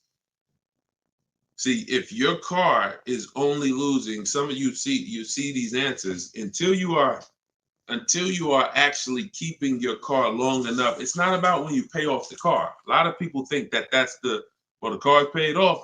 It doesn't matter. The value of the car is going down. This is why I call this the unseen expense. Depreciation is the unseen expense. And so how do we beat it? You can't replace the car in 2 years, 3 years, 4 years, 5 years, 6 years, 7 years. Can't replace it. You have to replace it either after that, or if you're not going to keep it that long, you should be shopping for a lease. And I'm going to show you the numbers before we move on from this. I'm going to make this point very clear. Now, this is step 1 in my book. This is why if you don't get this step, you cannot get a great deal on a car. So Instagram, I just want to let y'all know that if you're enjoying what we're doing, there's a button that looks like a paper airplane at the bottom of the screen. If you could hit that and just quickly in 10 seconds, tap 3 friends or 1 friend, anyone, I don't care. Just invite people over, because I know they'll appreciate it. Because a lot of you guys have friends right now that are outside in dealerships getting overcharged as we speak.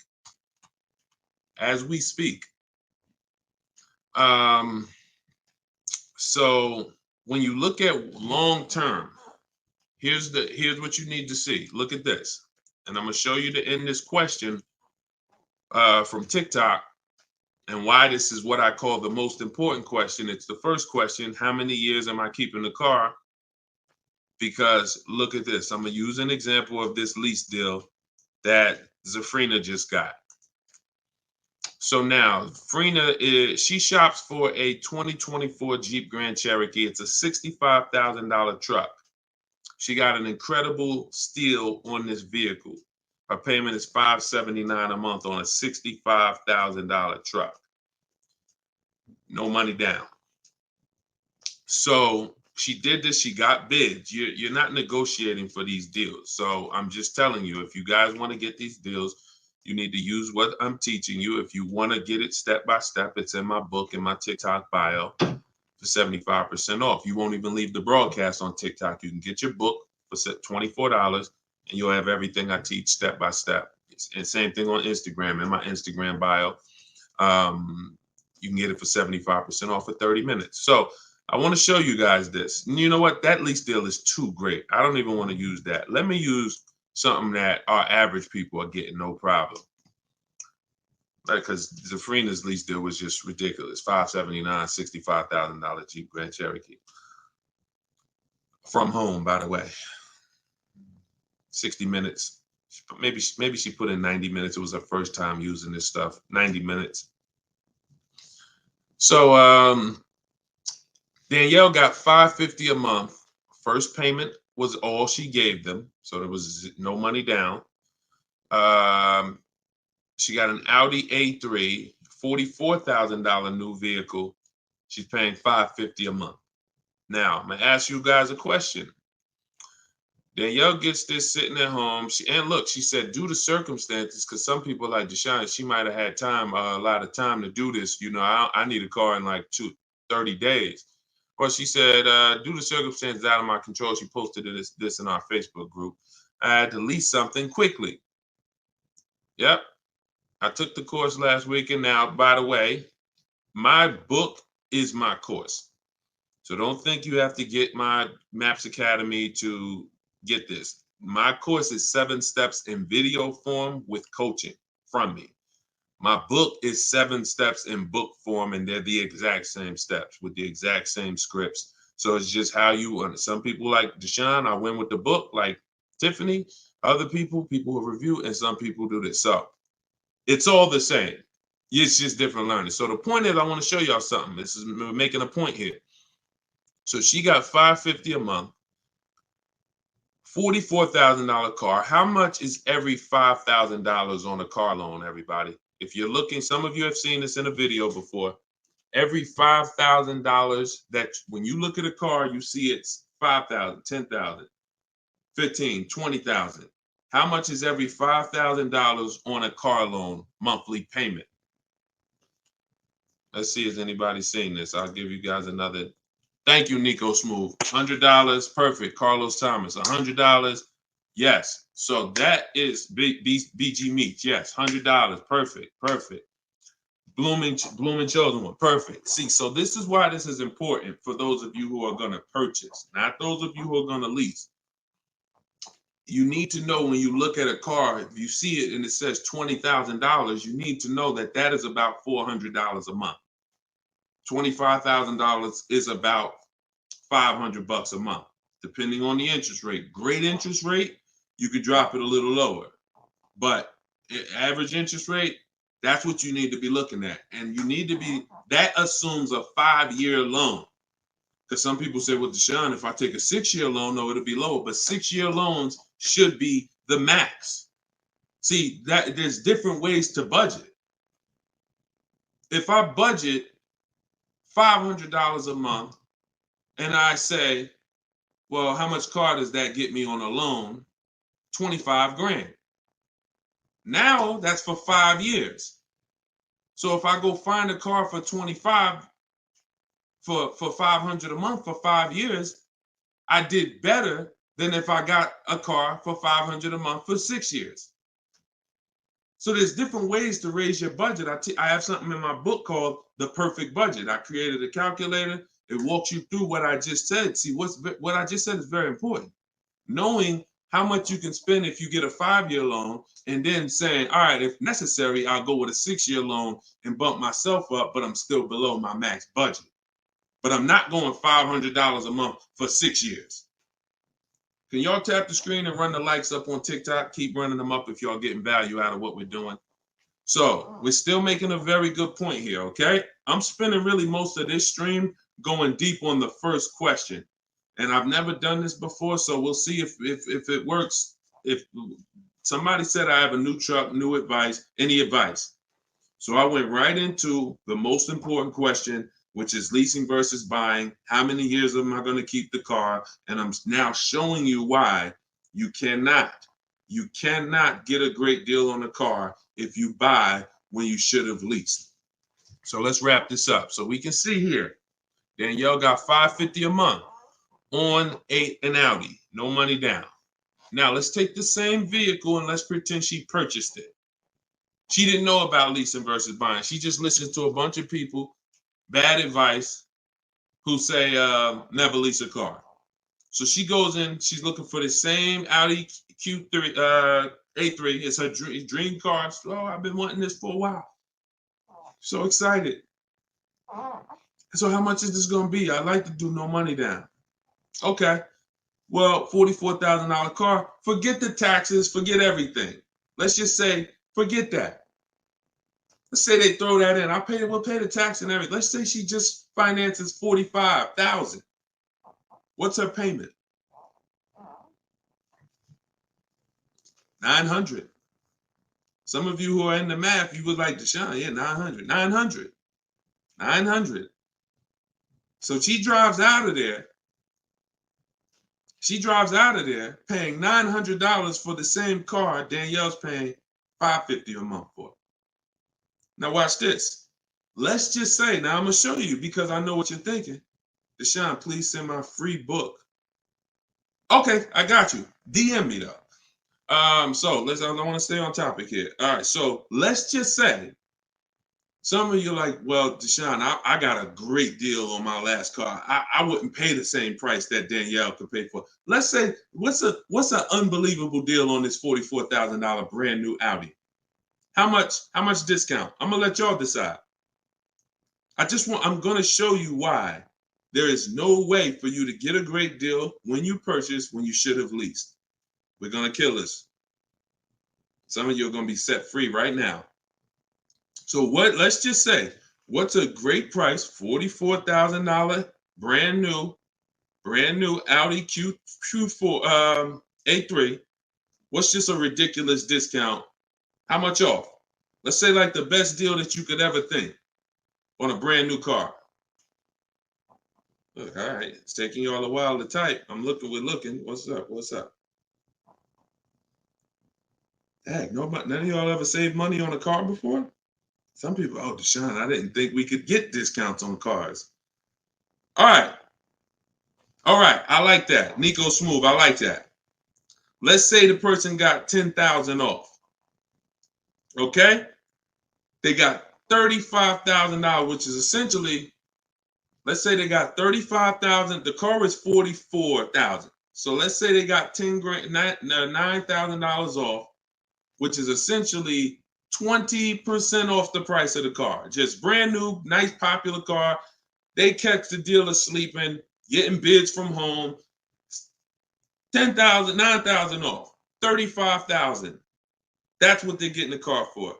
Put your taxes on there, because now we're already being super unrealistic. We're not gonna be ridiculously. Let's just say taxes are on there.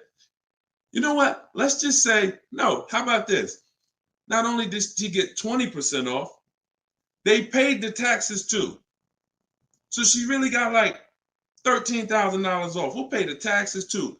Just finance $35,000 even. What's her payment? The most ridiculous new car deal we could ever imagine you've ever seen, we just went over. To show you, no matter how good this is, she still is about to lose because she's purchasing and she should be leasing. Watch this. And I'm going to tell you, when the person who purchases wins, $700. Thank you, paper chasers. Lisa, $650. Those are the estimates. Where do we win at? Imagine if I just gave y'all a ridiculously unreal situation that will never ever happen, but just to illustrate, if that ever happened, 20% off the car, pay the taxes, her payment's still higher than Danielle leasing.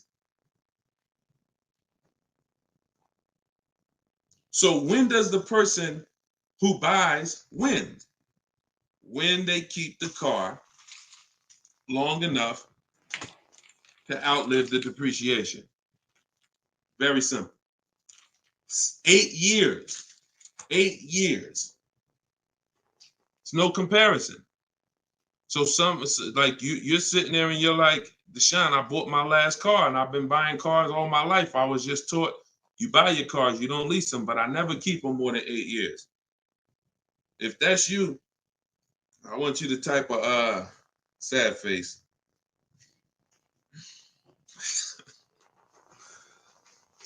You've lost a lot of money. So what would you rather? Would you rather never hear about this, really go all your life listening to bad advice?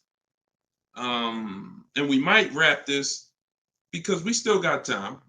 Before we even go back into more questions, we actually may go a little, because some of you are like, Deshone, well, what if you buy a new car, a used car? Because you just compared that to a new car. All right. So let's just go back one more time. Let's pull up Danielle's because we're on that scenario. So we already said Danielle drove out with a $550 a month lease, paid her first month's payment. Best impossible deal that'll never happen, unrealistic, made up, make-believe deal we just ran was still a higher monthly payment. So imagine with somebody who just goes in regular negotiations, maybe gets $2,000 off the list price. They're leaving paying it's people right now paying $800 a month for this car, $700 a month, easy, no money down. If they didn't put money down, some people tell you, oh, well, I'm paying I got an Audi and I'm paying only $6,000 for it. They never tell you that they put 10 grand down. They never tell you that they put 10 grand down. They forget about that because the day they give the dealer 10 grand, they want to forget about it. So they're definitely not going to bring it up in the story. No money down deals. This is what you're doing most times when you're leasing. So let's go back. Let's say somebody decides they're going to get a good price on a used one. Let's just throw this scenario in here real quick to end this. Instead of a $44,000 brand new one, they find one for like 28. Great used car price, 44,000 new. I got one for 28, maybe 4 years old, low miles, 36,000. Great deal, below market deal. Get it for 28. 28. Throw my taxes and fees on there. I'm at 32, 31. What's my payment? 31, 600. Look what I'm buying too, because some of you that's what you think about with a used car. But I like the monthly payments. But Danielle's driving a brand new 44,000, never been titled. She's the first person to sit in this new car smell, like real new car smell. Latest and greatest options and features, full warranty. If anything breaks on the car, she's covered for 4 years. She won't lease it. She won't have the lease for more than 3 years. She's paying $550 a month. A person who's buying this same car is paying $800 a month, $900 a month, and a person who's getting a used version of this, 4 years old, 1 year left on the warranty, 3 years old, 1 year left on the warranty, and they're paying $600 a month. Everyone's paying more than her. And these are lease deals that we get all day long.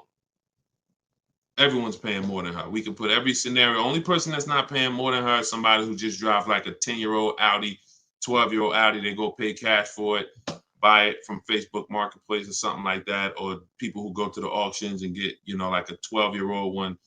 Those are the only people who could, flip cars and not lose. Everybody who's buying new cars, newer cars, is paying more than her. It's people paying $500 a month because they bought their Toyota Camry. They're paying $600. So you're paying $600. She's driving an Audi, $44,000 vehicle, no money down. You're paying $600. You're driving a Toyota Camry that you're not going to keep for more than another 2 years. Any car, replace it. Chevrolet, you could pay, Camry, Honda. You're not keeping these cars more than 8 years, and you're paying these ridiculous car payments, and you're the ones that, unfortunately, because you believe bad advice, you are not winning. You're losing. But would you rather me not tell you?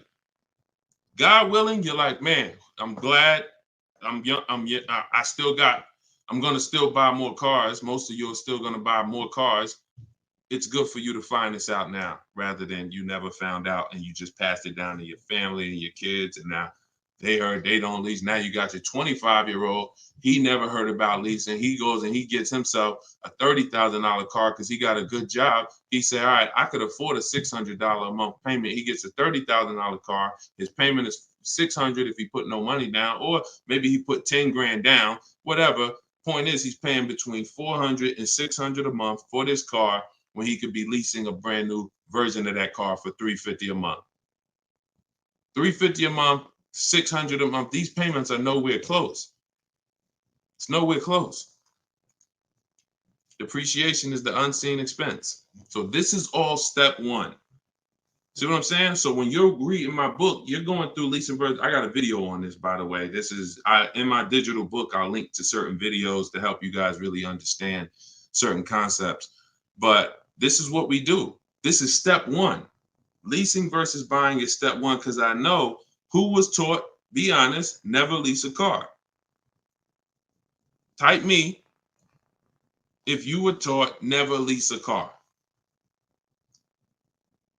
You don't need a down payment, Lisa, and you don't need excellent credit. You need good credit.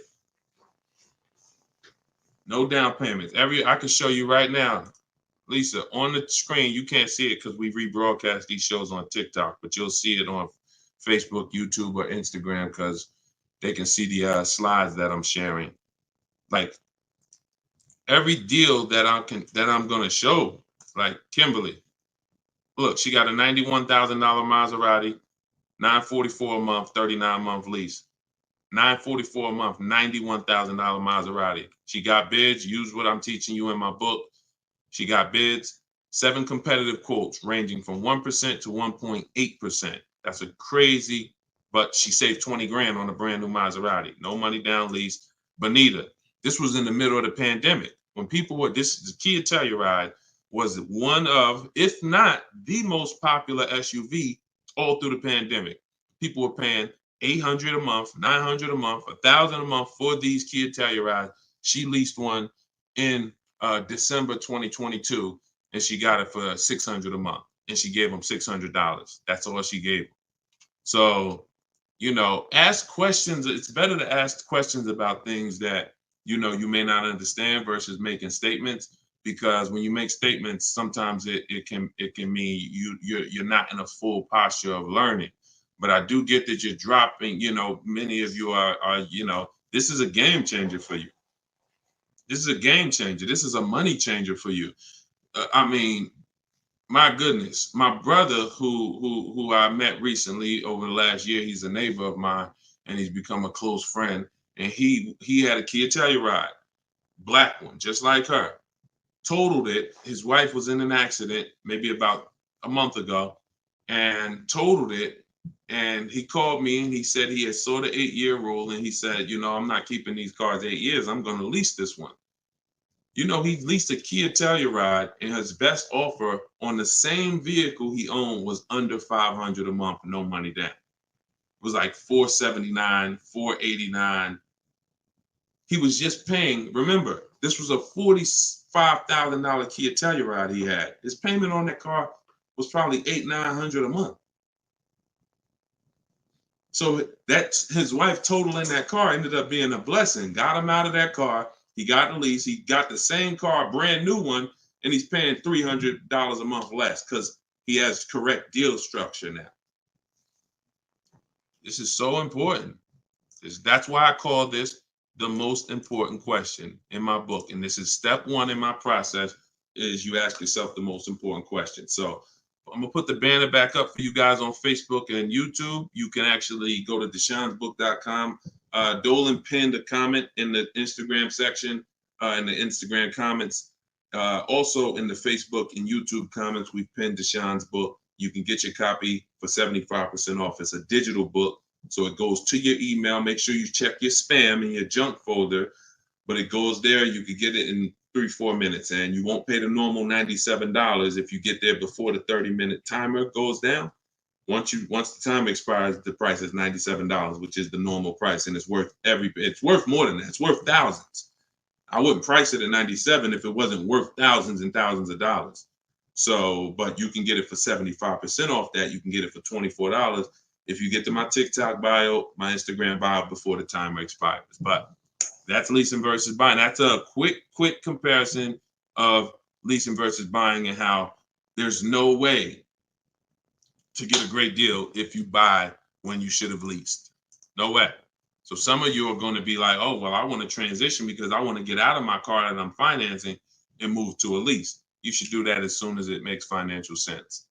And that means sometimes you have too much negative equity. You can't move right now. So you may have to wait a year or 2 years before you can actually move over. I like that question M asked on YouTube just now. Do you value owning cars without payments? Can you throw that one up, M? Can you throw that one up, Dolan? Who was taught always pay cash for cars? Who was taught, type a $sign if you've heard or you were taught that you should always pay cash for cars. Now, I'm going to tell you, in a market like now, it's great to, all right, I see RJ Velez. Now, there's value in paying cash, and I'm going to tell you where it is, and you got to just, there's no one size fits all. See, the problem, what's been hurting you guys is because you've listened to one size fits all car buying advice. So usually whoever is giving you the advice, they're telling you to buy cars the way they buy cars. Tap the screen on TikTok if this is making sense to y'all. If y'all are following this, keep tapping the screen, running the lights up. Let me know that you're following what we're talking about. So here's what's important. If you're listening to someone who tells you pay cash for cars, buy used cars, that's because they do that. Now, if it makes sense for them, then that's great. But we need to look at paying cash. When does it make financial sense? When does it not? It's based on a couple things. First of all, what are you doing with your money? Because some people say, I don't like car payments. Type me if you don't like car payments. Who said, type that, Deshone, I want to pay cash because I don't like car payments. Can we type that? Can we dialogue on this? Car payments. Anybody? Okay. May not be that many of you right now. There are people who say this, but you don't realize that car payments, when you pay cash, all you're doing is saving up a lot of car payments. So that's all it is, unless you just win the lottery. If you get a lump sum inheritance, that's different. But if you have saved up $15,000, $20,000, $18,000, and you want to pay cash $25,000, then all you did was save up a lot of car payments, okay? Or save what could have been car payments. You can put them in a savings account and just have the car payment come out. So you can literally say, all right, I'm going to put this cash, $25,000 in a savings account, and that's where my car payment's going to come out of, so I don't spend that. If it makes more sense for me to pay cash, then I'll take the cash. And when it usually makes sense is when the rates are very high. If you can't get a rate that makes really, really, good financial sense, and I mean like we get bids for our rates. We make banks bid, we make credit unions bid, we get multiple offers in what I call the bank bidding war. You get this when you get my book too. This is actually a section I wrote. It's like, maybe it's 3 steps to it of how to get the bank bidding war. But once you get those bids, if you can't get a good rate, then it really doesn't make sense for you to pay cash. I mean, it doesn't make sense for you to borrow the money when you can pay cash for it. But there's an exception to this. What people are doing with their money is relative. So let's just say somebody is investing their money and they can get 10% on their money or 12%. Some of you are in real estate. Some of you are in good investments and businesses, investing into small, things that you can get 15, 20% returns on your money. It doesn't make financial sense. If you could get that type of return on your money, why would you want to put it into a car that's going to get you not just a low return? What's the return on a car, y'all? When you pay cash, you pay $25,000 into a car. What is the return on that? on the cash. What's the cash on cash return?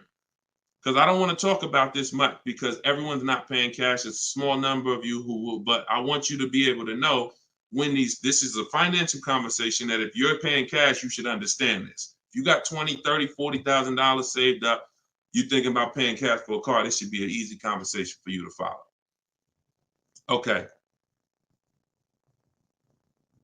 All right. Actually, everybody said the return is 0. I haven't seen anyone who's correct yet because it's not. The return would be 0 if you put the 25 in and then 5 years later you came back and got your 25 out. That's a 0 return.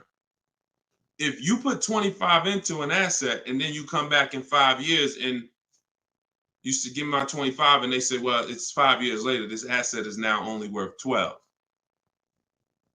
What's the return on that? What's up, Big Spoon? What's the return? Not 0. It's negative. It's negative. So you wouldn't take money out of investments that are getting you 10%, 12% or more to put into something where that cash is going to be a negative return on your cash.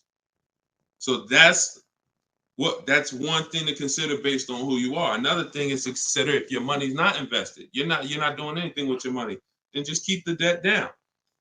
Keep the debt down. Another thing we do is we see if there's any special rates on the car we're buying, because and when rates are high, traditionally, you're not getting a low rate from a bank or credit union. Rates are 6, 7, 8% on average.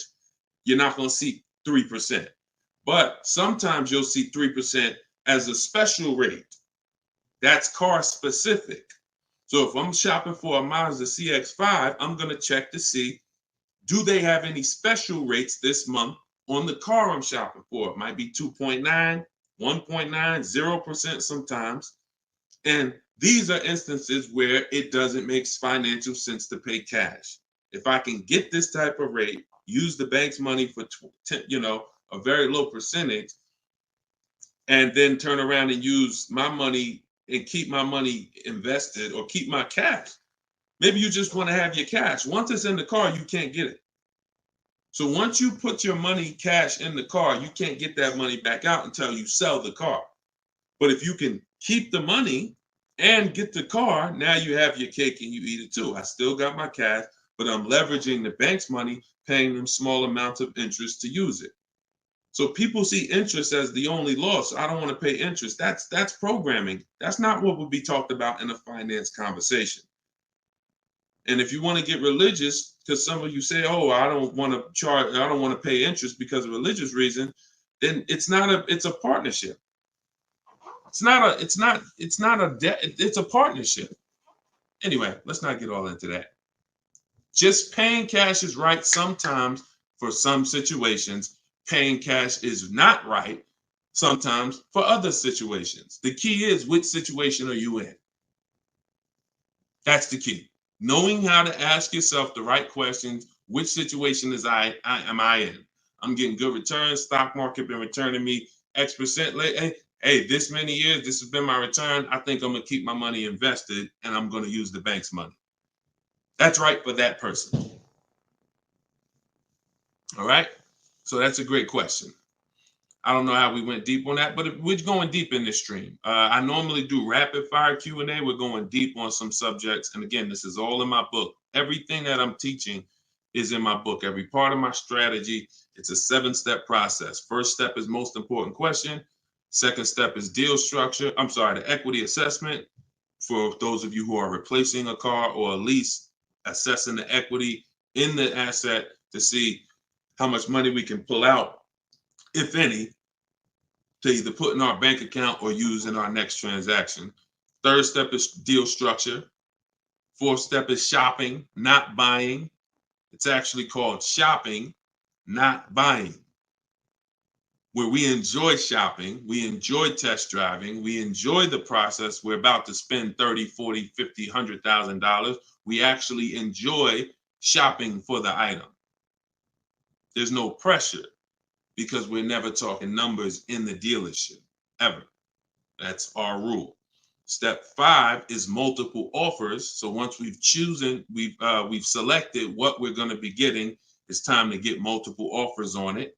If we're getting a used version, it's time to see multiple options of it. And if in step 5 in my process, used car shopping is online marketplaces. You're using online marketplaces, cars.com, carfax.com, autotrader.com, cargurus.com, Carfax, CarMax, Driveway, and Carvana. 8 marketplace, eBay Motors. See, some of you are missing great deals because you're only looking at 2 of the marketplaces. That's like you're not going to see below market deals until you can see the whole market. So when we're shopping for used cars, that's what we do. When we're shopping for new cars, we use my 25 to 5, where your goal is to get 5 offers. If you are shopping for a new car or a lease, your goal must be to get 5 offers, because until you get at least 5, you are not going to get a below market deal. Because we have thousands of people who have come before you who have used this, and they report to me, they report their deals to me. So when I can tell you the deals we see, we have to get at least 5 offers, because 4 are overpriced. Some people get 6, 7 offers. You saw Charles earlier on his Palisade. I think he said he got 10 offers.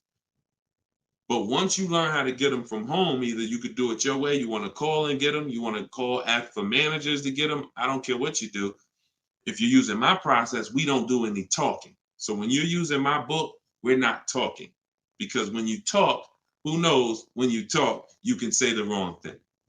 When you type, and then you're typing what I wrote for you. Because in my book, you're using what I wrote for you to talk to the dealers by email. So I can't even say talk to the dealers, to communicate by email, because we know everything they're going to say.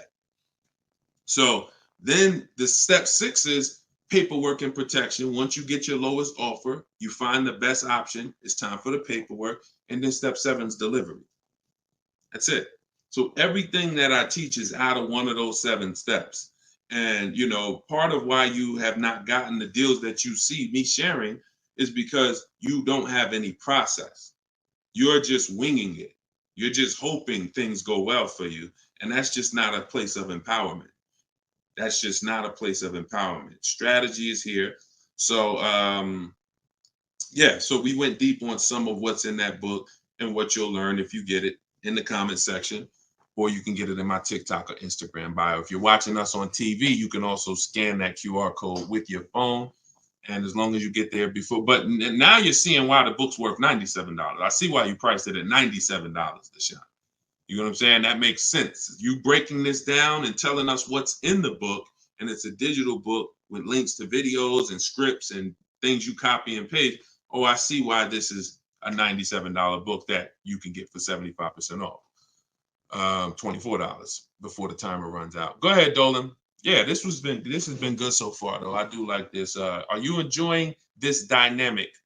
If you are, type something. The word something. Let me know you're enjoying this. All right, this is from TikTok. I'm told lease deals are new each month. Yep, they usually are. Why shop if brand has same financing deal? There's no same financing deal. So lease deals change every month. I'm going to make sure I'm trying to understand your question right.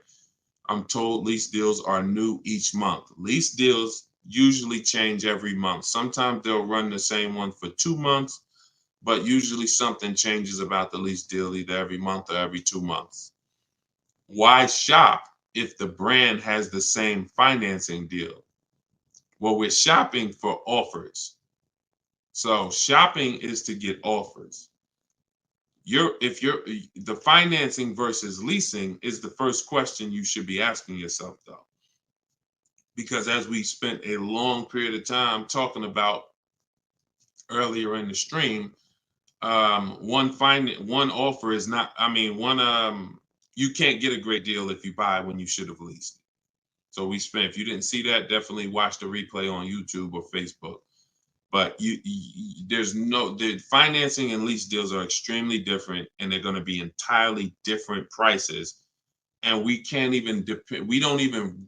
Another thing you're doing, if you're buying a car, looking at the special finance deals is important, because that's how we see if they have 0% or 2% or 3%. But looking at the lease deals is absolutely pointless. Looking at the lease offer I don't even call it a deal. It shouldn't be called a deal. Anything that 100 people can come in and get is not a deal. You're not going to offer a deal to 100 people and say, hey, come on in and we make almost no money. See what Charles paid? Look, on his Palisade, $48,000 Palisade, he's paying $597 a month. Sean getting there, he got his F-150 Lightning XLT, $73,000 truck.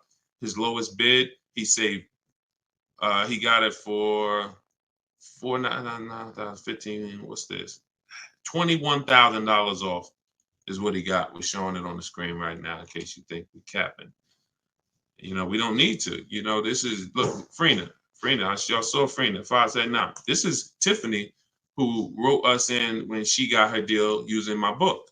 She said, I believe we got a good deal from what we learned from the book.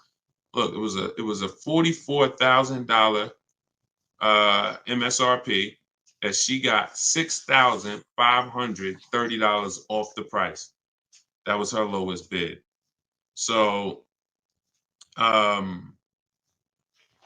you're nowhere close to what normal people are paying and what is advertised on these vehicles. What's advertised on these vehicles is not a deal. A below market deal is something where the managers don't really want to make it. But you know what? It could happen for a number of reasons. Somebody wants to beat their competition.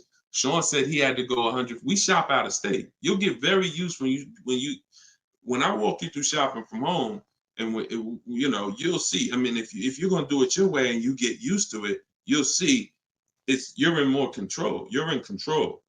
So, but a lot of times your best offer is going to come from a dealer that's not close to you, because the dealers that are close to you feel like, why do we need to give them a deal? They're going to come in anyway.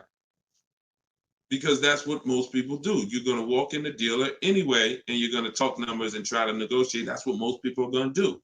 Why do we need to give these people deals? But this person who is now talking to multiple dealers from home, they hold the cards. We hold the cards. And then one person wants to beat everybody, and they do that. But you gotta, I'm gonna say this, and then Dolan, throw the next question up. If everyone could get below market deals, then they wouldn't be below market deals. They would be normal deals. It would be the average price. Y'all, is that clear? Is that clear?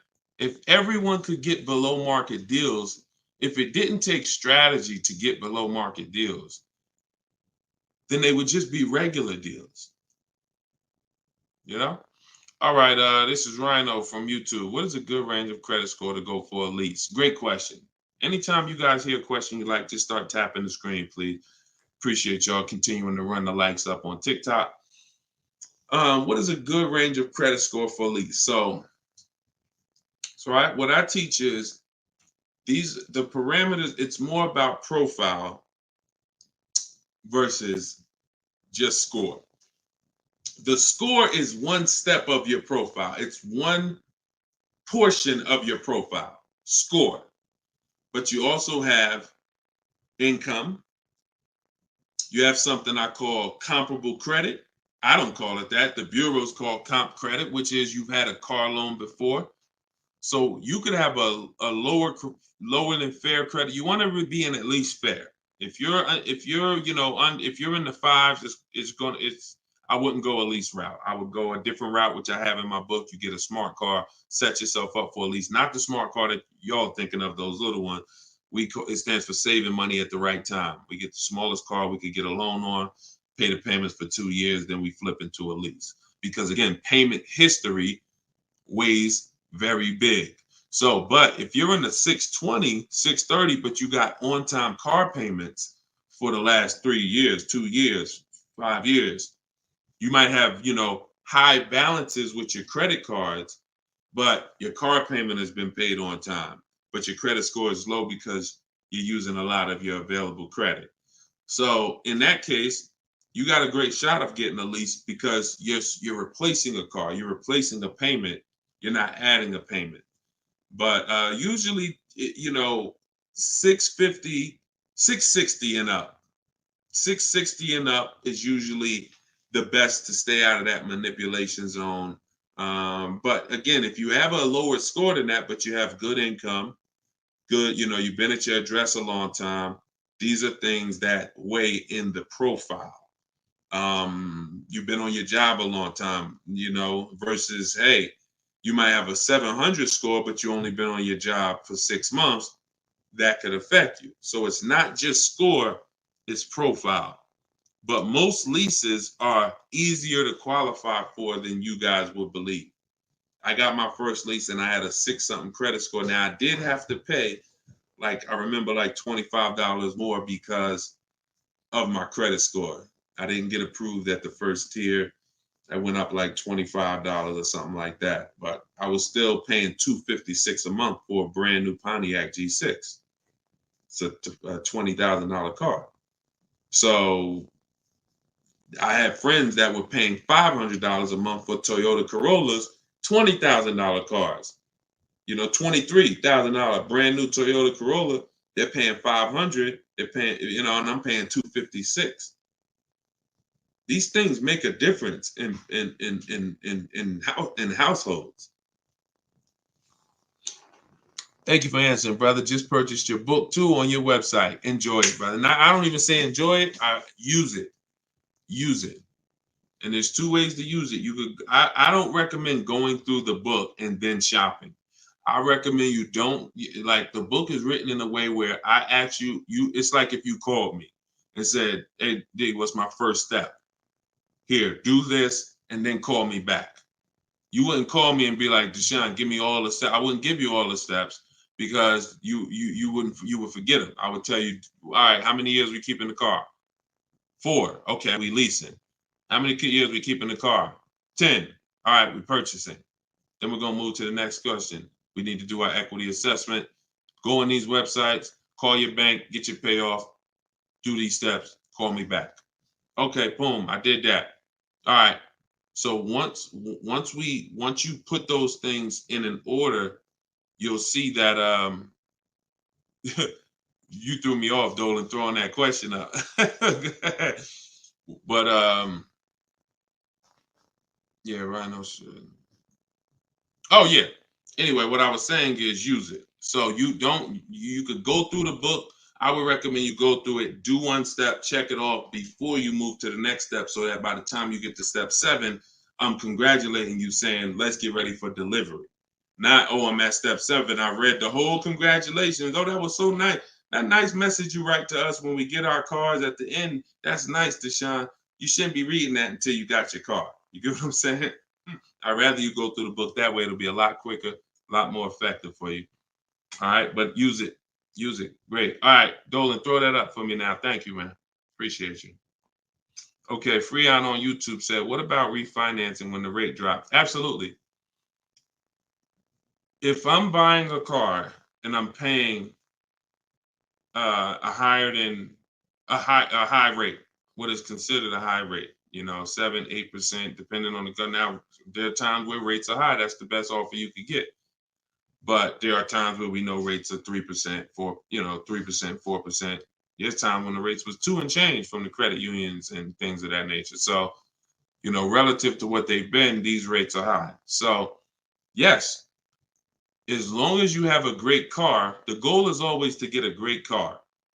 You could change the loan, like Freon said, by refinancing. So let's say I have horrible credit, 400 score, I need a car. I'm going to make sure the car I get is absolutely a great car. I mean, it must last. This is the thing you need to be looking for. I need to make sure I'm getting a car that's going to last, because I could always fix the loan. But if you fix the loan refinance, but you got a bad car. You got a car with 100,000 miles on it, and now you're saying you're going to keep it 8 years. You're not keeping that car 8 years in a lot of cases. It has too many miles on it. So you should be shopping for a car saying, okay, I'm planning on keeping this 18 years. I want to get myself something with 60,000 miles. Now that might mean you can't get the big SUV. But if you get the big SUV and then the car breaks down in 4 years, it defeats the purpose anyway. So you could always fix the loan. Don't get a bad car. Very, very important. Or that really destroys a lot of these long-term plans that you need to have. Okay? But yes, everyone will be refinancing when the rates drop. That's for sure. Go ahead, Dolan. Next one, please. Great questions. Great questions. Yes, these are some great questions. From TikTok, I have a car with a lease ending in a couple months. Buyout is 35, but Kelly's Blue Book is 44. Should I buy out the car with the option to sell after? We don't usually buy leases, in fact, ever. Why are we so big on buying our leases? Who told us that was a good idea? Who told us going from buying? Think about this. 3 years ago, I drove off the lot with a very nice brand new car that I was paying, hopefully, a decent payment on. Why am I going to stop doing that to now buy a used car? What's the benefit to us buying these leases out? Maybe I don't see it, because what I explain is it's a horrible idea. It's a horrible idea. One exception, if you're keeping the lease 8 more years after you buy it, then it's fine, because it's just like you bought a used car. So you really kept the car how many years if you leased it for 3 years and you're keeping it another 8? See what I'm saying? 11 years. So you're going to win. It's still a bad idea, but you'll win somewhat if you keep the whole car 11 years, because I'm going to tell you why. Once you get a used car, you reset everything. You got a new, that's a whole separate transaction. If you lease a car, your payment on that lease is going to be, let's just say your payment on the lease is $450 a month. What you're going to find in most cases, if you buy the lease out, to get a $450 a month payment, you got to take a 6-year loan. To get a $450 a month payment, you got to take a 6-year loan. So you already leased the car for 3 years, and now you're purchasing the balance for another 6. You leased the car for 3, you're purchasing it for another 6. That's 9 years. So why did I just say the only way to win when you buy your lease is to keep it at least 11 years? Because how many years of payments are most people going to have? 9. 9. 9. Can we let that sink in? A person who buys their lease, like most people are going to buy them with 6-year loans, you're paying for 9 years on the same car. 9. Even if you get a 5-year loan, 8 years on the same car.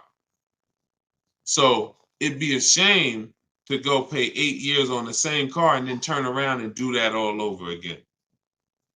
So you want to keep it long enough to at least, hey, I had 2 years of no payments though. You know, I had that car 11 years. I only had 2 years of no payments on it. That's a pretty bad way to live. You're paying on 9 years old, 8 years old, you're still paying on the same car. 7 years old, still paying on the same car. This is why buying your lease is a horrible idea in most cases. From the start, you should either be leasing or you should be buying a used car. It's one or the other. and you're buying a used car that if you plan to keep it 8 or more years, you're leasing if you're not planning to keep the car 8 years. That's it. Not many cases where these make sense. Go ahead, Dolan. It's a great question though. And I'm hoping we can help a lot of people stop doing that. And eventually maybe 10 years from now, 15 years from now, people won't be asking these questions, but it's a very, very common question. Go ahead, Dolan. Shoot the next one up, bro. Nico Smooth on YouTube. What's up, my man? Deshone, if I wanted to counter offer lower than what the calculator generated, would that be realistic? Getting 1.4% would like to get around 1. If your lowest offer is 1.4, then that's the lease program. If your offers are 1.4, your offers should not be the same. That means you don't have enough offers. If all the offers are in one spot, 1.4, that means you're not getting enough. Once you get 5, 7, you'll see they should be at least $150 to $200 a month difference. That's how it should be. $400 to $600 a month. $600 to $800, $600 to $750.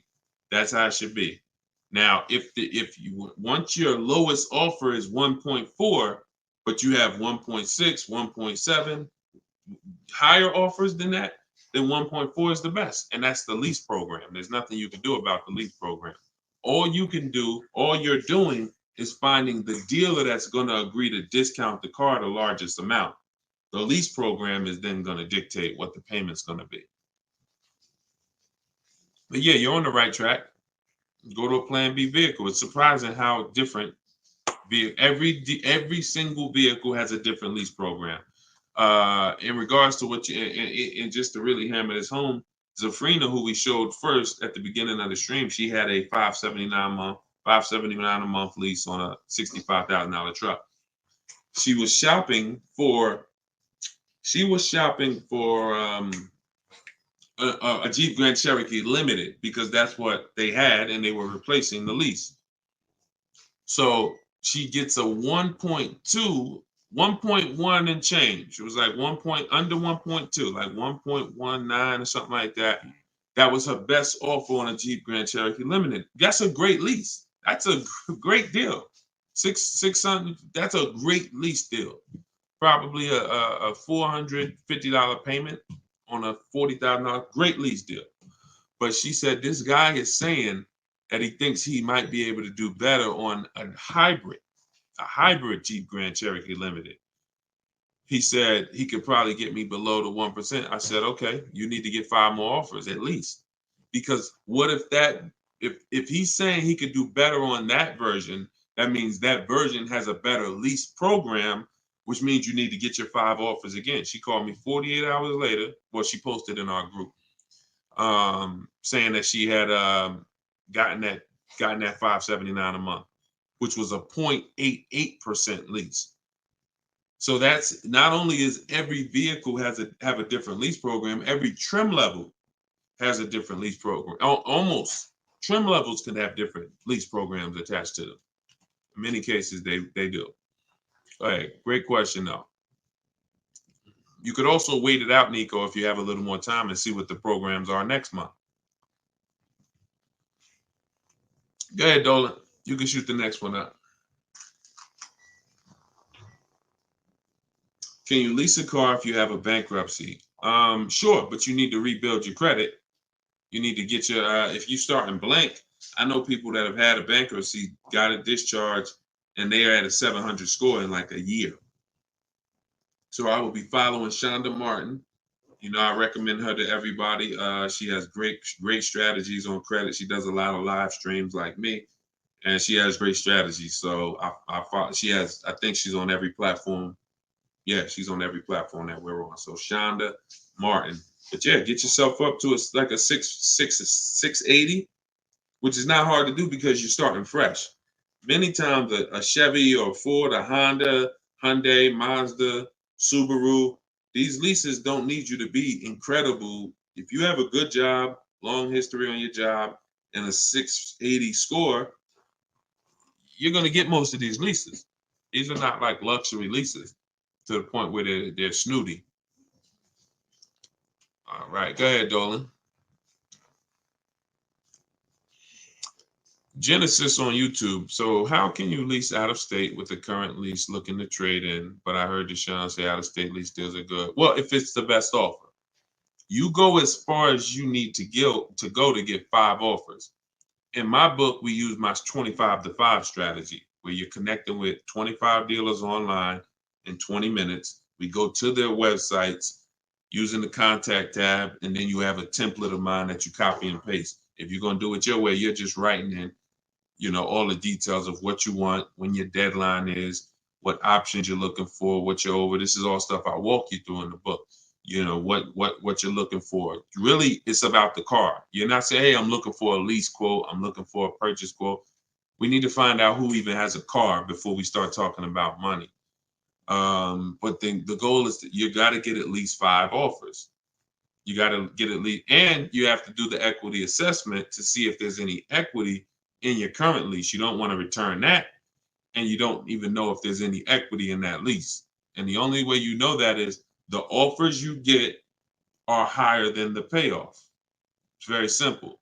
Equity is offers, cash offers from CarMax, Driveway, Kelly's Blue Book, instant cash offer, not Blue Book, the website, instant cash offer, Kelly's Blue Book, Auto Nation, sell my car, Car Guru, sell my car. You have to get these offers, and if those offers are higher than your payoff, then you have equity when you sell the car to these people. If you have a third-party restriction, you can't sell the car directly to them. You got to sell to a local dealership. You got to get bids from a local dealership. I teach you how to do that. For those of you who have third-party restrictions, we talk to used car managers to sell our leases. So I've been doing this since 2006. Like, if I wasn't called to build these companies, then I would be. If I wasn't called to build these companies, there's no doubt I would be selling cars, making $200,000, $300,000, $400,000 a year. There's no doubt about it. But that's not the path God had for me. So what I'm telling you is based on me understanding 99.9% of the car buying of the industry inside and out, and giving you the way to actually stay in control, call the shots, have the business come to you, have the banks come to you, have the cash offers come to you, and then you're just simply picking the best ones as they come to you. So this is all in my book, Cars from Home, 7 Steps to Saving Time, Money, and Avoiding Dealerships. It's a digital book. You can get your copy for 75% off in my TikTok bio, in my Instagram bio, or we have a comment pin. Dolan, can you post the comment for everybody again on Facebook and YouTube?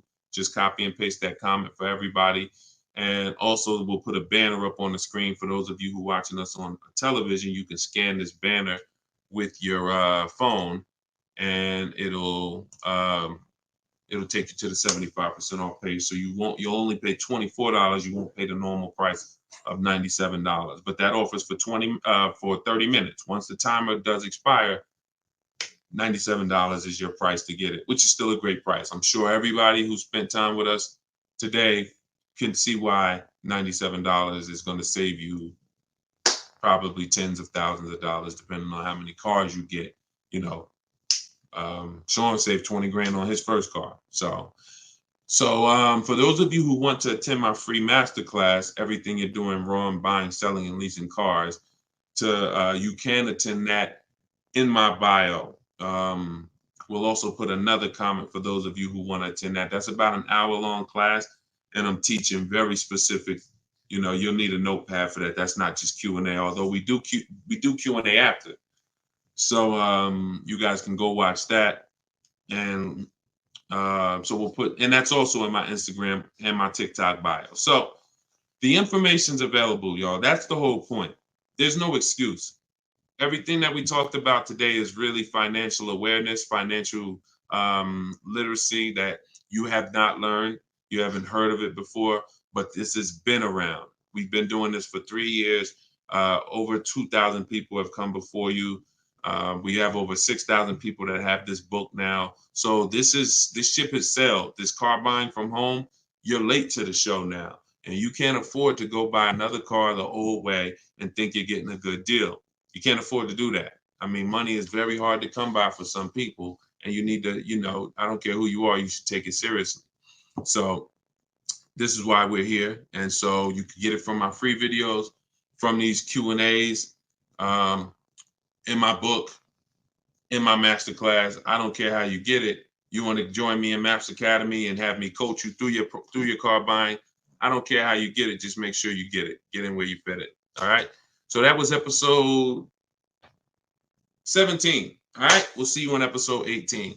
God bless y'all.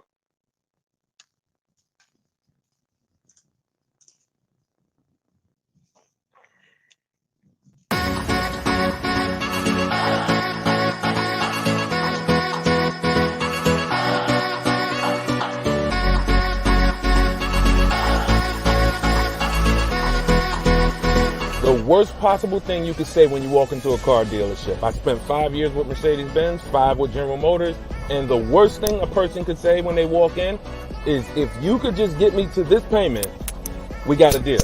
So your loan's probably still like 19, which means you got to pay to get out. You're upside down. It's called negative equity.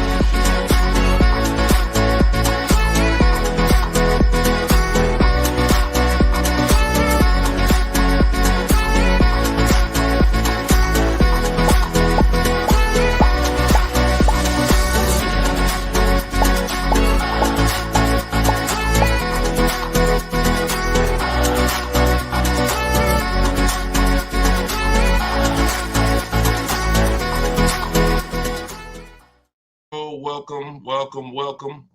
This is episode 17 of Car Shopping Questions and Answers.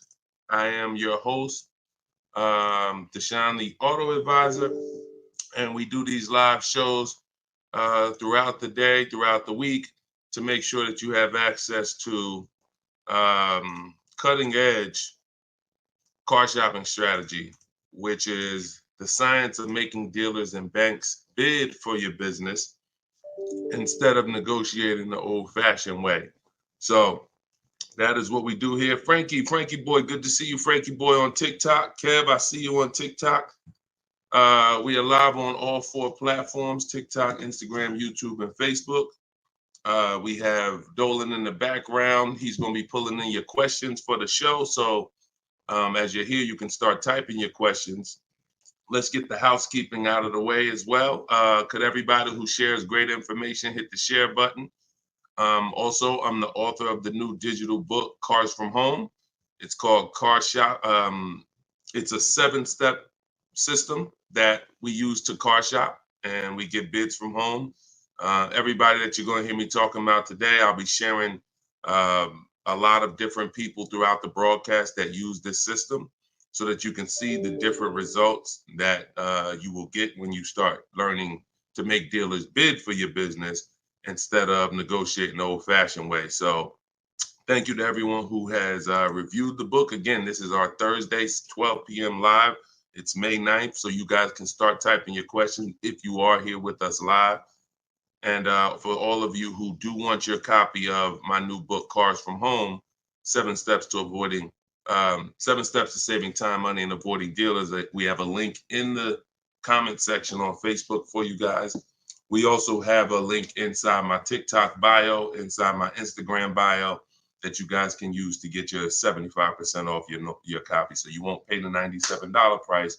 You'll pay $24, but it's only for 30 minutes. So once the 30-minute timer is up, the price is $97, and it's a great price. So all of these people you'll be hearing throughout the show have used the strategies that are in this book to save thousands and thousands of dollars from home. And that's where I'd like you to be as well. So Dolan, as you get the first questions coming in, feel free to throw them up, and we'll get right to it, y'all. Let's go. Whenever you don't see the banner above me, you know we're actually live. When you see the banner, that means we're rebroadcasting, because we do rebroadcast this show throughout the day. But whenever you don't see the banner, that means we are absolutely live.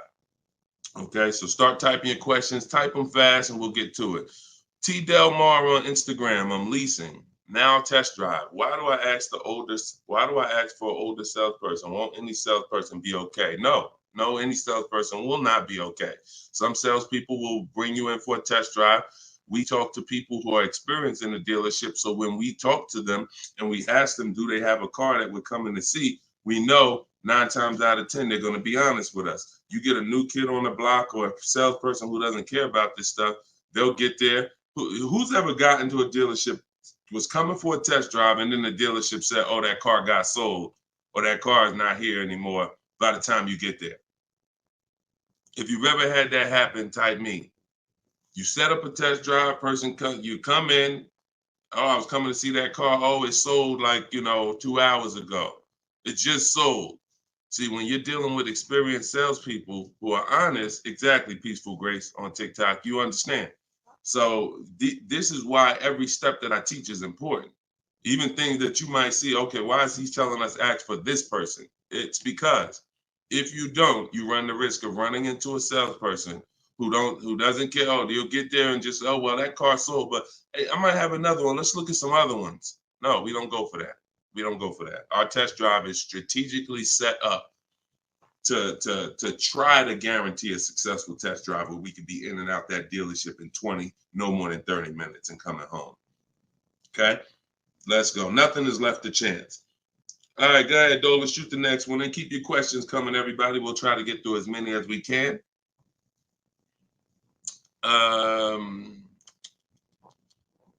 I see you got all right, we got one that just came in on TikTok. We'll give everybody a chance to come on in and start typing your questions. Try to type them all in one question, kind of one long question versus, continuations and continuations. Shaderick Will on TikTok. How do I get out of a finance contract without it being on my credit as a repo? How do I get out of a finance contract without it being on my credit as a repo? Well, let's talk about how not to do it. If they take the car back because you didn't pay them, that's a repo. So if they take the car back because you didn't pay them, that's a repo. So if you do that, that's a repo. So let's talk about how not to do that. You could sell the car. The only way to get out of a car without it being a repo is to sell the car. So you need to find out what your equity position is in the car. You need to call the bank, ask them how much you owe. That's called a payoff. Get your payoff amount, how much you owe, and then you're going to get offers. You're going to do what we call an equity assessment, where you go into the 6 online car buyers and you get these bids. CarMax, Driveway, Carvana, Kelly's Blue Book Instant Cash Offer, AutoNation Cash Offer, and Car Guru's Sell My Car Cash Offer. Those are 6 different cash offers that you're going to get, and whichever one's the highest, that's the one you would take. What's up, Dave DFW? I see you. What's up, Yono? That's how you get out of the car. The only way you're going to get out of a car you want to replace people is to sell your way out of it. Because we don't trade. In most cases, we do not trade because you don't get all the money. When do you get all the money trading anything? You know what I'm saying? Who can tell me an item that when you trade it, you get the most money possible for it? I'll wait. Anybody? What's up, Bobby I Modern? What's up, Bell? See what I'm saying? So we understand. You're not going to get all the money of anything trading it. You sell it. That's the way. And most times, you guys are taking $2,000 to $3,000 to $4,000 less for your vehicles, trading them. You're losing. See, again, you can't take the monthly payment seriously, but not take the price of the car you're buying seriously. Not take the shopping for your interest rate seriously. Not take the selling of your old car seriously. Because you may be more focused on saving $1,000 off the price of the car you're buying, but you're not putting that same energy into how you shop for your loan. You're giving the bank $2,000 or $3,000 more because you're paying higher interest. Or you're not doing this bidding process. You're trading in your cars and you're paying $1,000, you're getting $1,000 to probably $4,000 less than what you would get selling these cars to online car buyers. So that's how you get out of a car. Only way you can do it is to sell your way out of it. And if you have negative equity, to pay the difference so that you can get out of the car. But if you just let them come take the car, you can finagle anything you want to try to not have it be a repo. It's a repo. It's a repo. And so the time 3 years ago, everyone could have sold their car and really got out of them because the prices of cars were so high. What's up, Alan Denson? Thank you so much. Appreciate you. Yeah, so that's it. Go ahead, Dolan, shoot the next one in. This is our Thursday live show.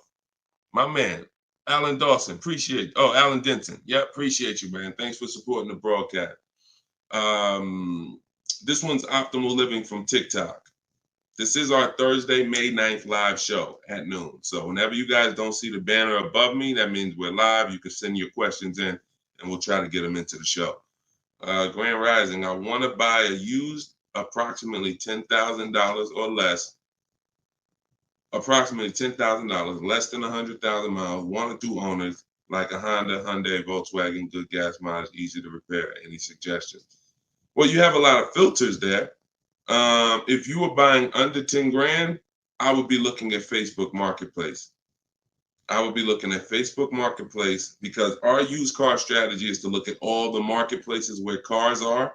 These are, Auto Nation, Auto Trader, Cars.com, Car Gurus, Carfax.com, CarMax, Carvana, Driveway, and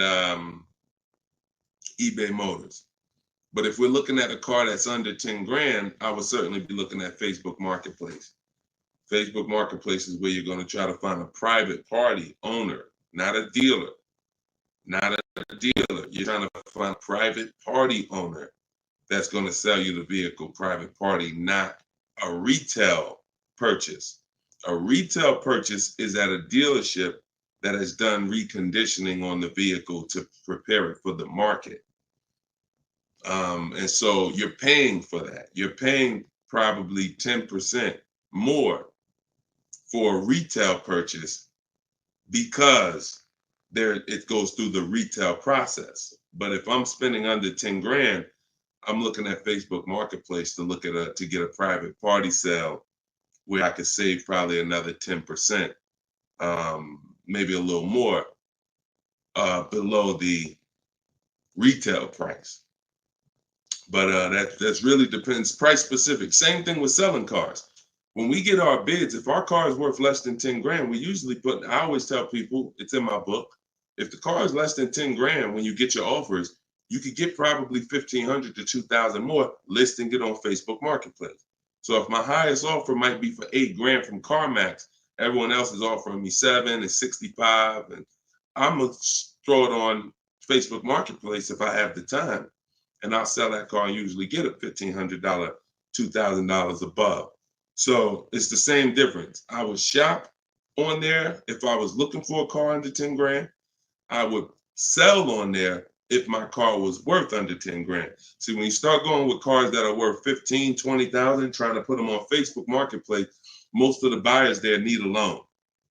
Most of the buyers on Facebook Marketplace need a loan. So when you get there, they're not going to be, most people don't have 20 grand to bring a private party. That's just most people. So the buying pool is very small for 15 to 20 grand, 30 grand private party. But the buying pool is very big for under 10 grand private party. So you always want to go to where the buyers are, where the best opportunities are. So yeah, that's what I would be doing. Great question, Optimal Living. All right, keep the questions coming, y'all. I see Sharita said, hey, I got the book. I'm stoked.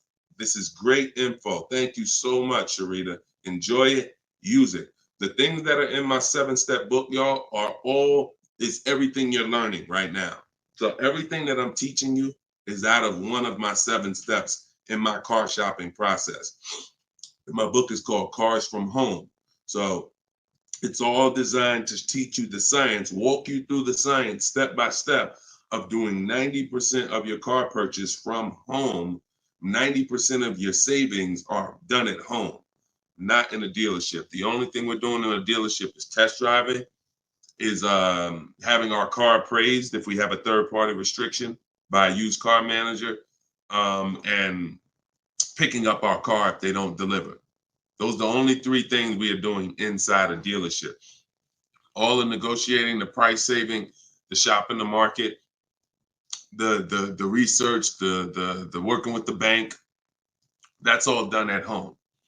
And some people, some of you are going to do 100% of your purchase from home. If it's a new car or a lease, some of you could do 100% of it, because if the dealer delivers, literally you never went into the dealership except for the test drive, and then we get our bids and we make the we accept the best offer. This is somebody who just got a bid. You can see the dates not too long ago.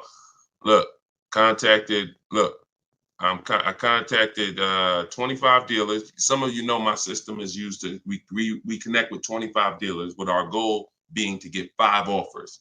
Because what percentage of offers is overpriced? Let's see if anybody on here knows. If anybody's been spending time with us, this might be a lot of your first time with us on the stream, but what percentage of dealers is overpriced? Let's see who knows. And this is why you must get at least 5 offers. At least 5 offers, because what percentage of dealers are overpriced, everybody? Let's see. All right, we may got a lot of new people on here. Maybe nobody knows. No, not 100%, Twan. Not 100%. Thank you, T. Delmar. 80%. Exactly. 80%. T. Delmar on Instagram got it. 80% of dealers are overpriced. Now, this is not my opinion. I'm telling you guys. I've been working with people all around this country. I opened up my car buying school, Maps Academy, 2021. We have probably over 6,000 people now that have our book. So people report deals to me. I have hundreds of people who over the years report their deals to me.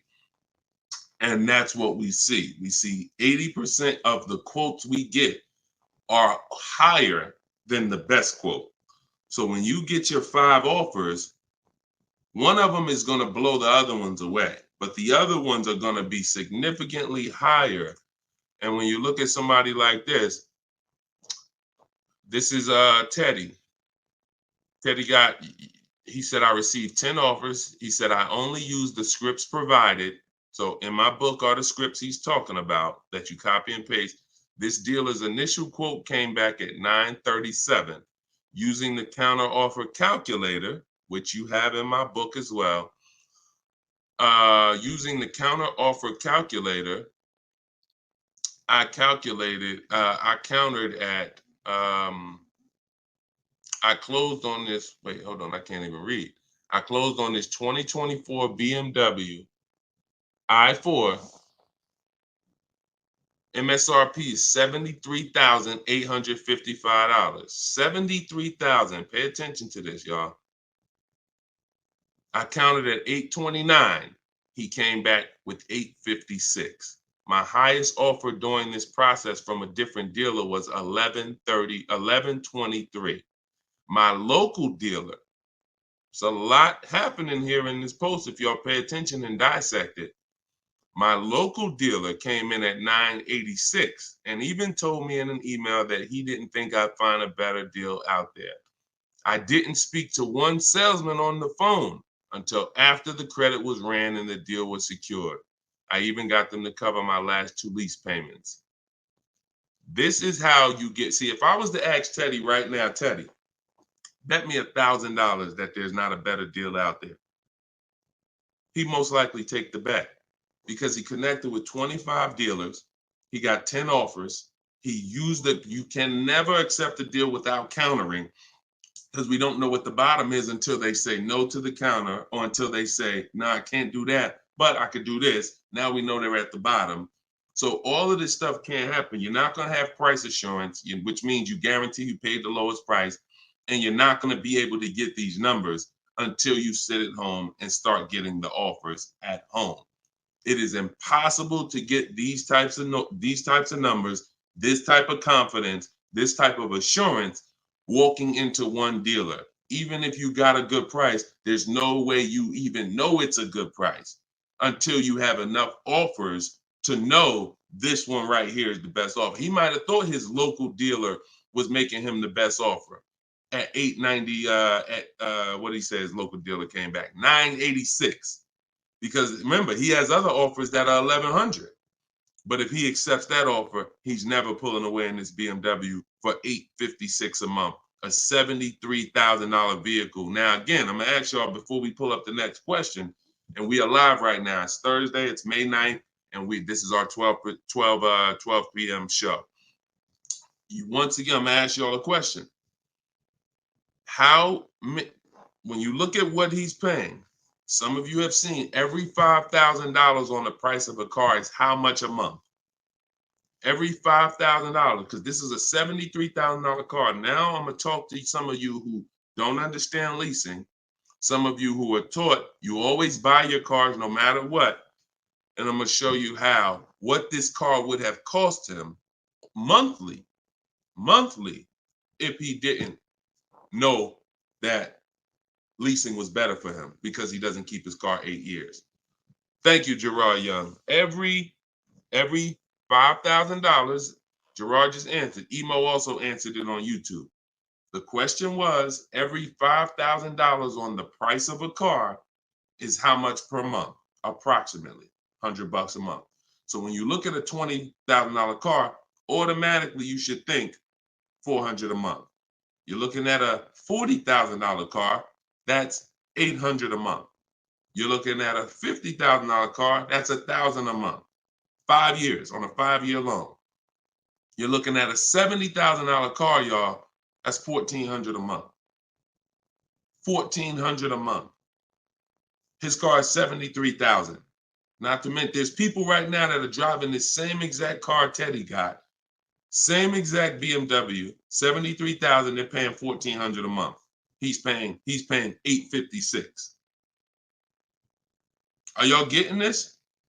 Are y'all getting this?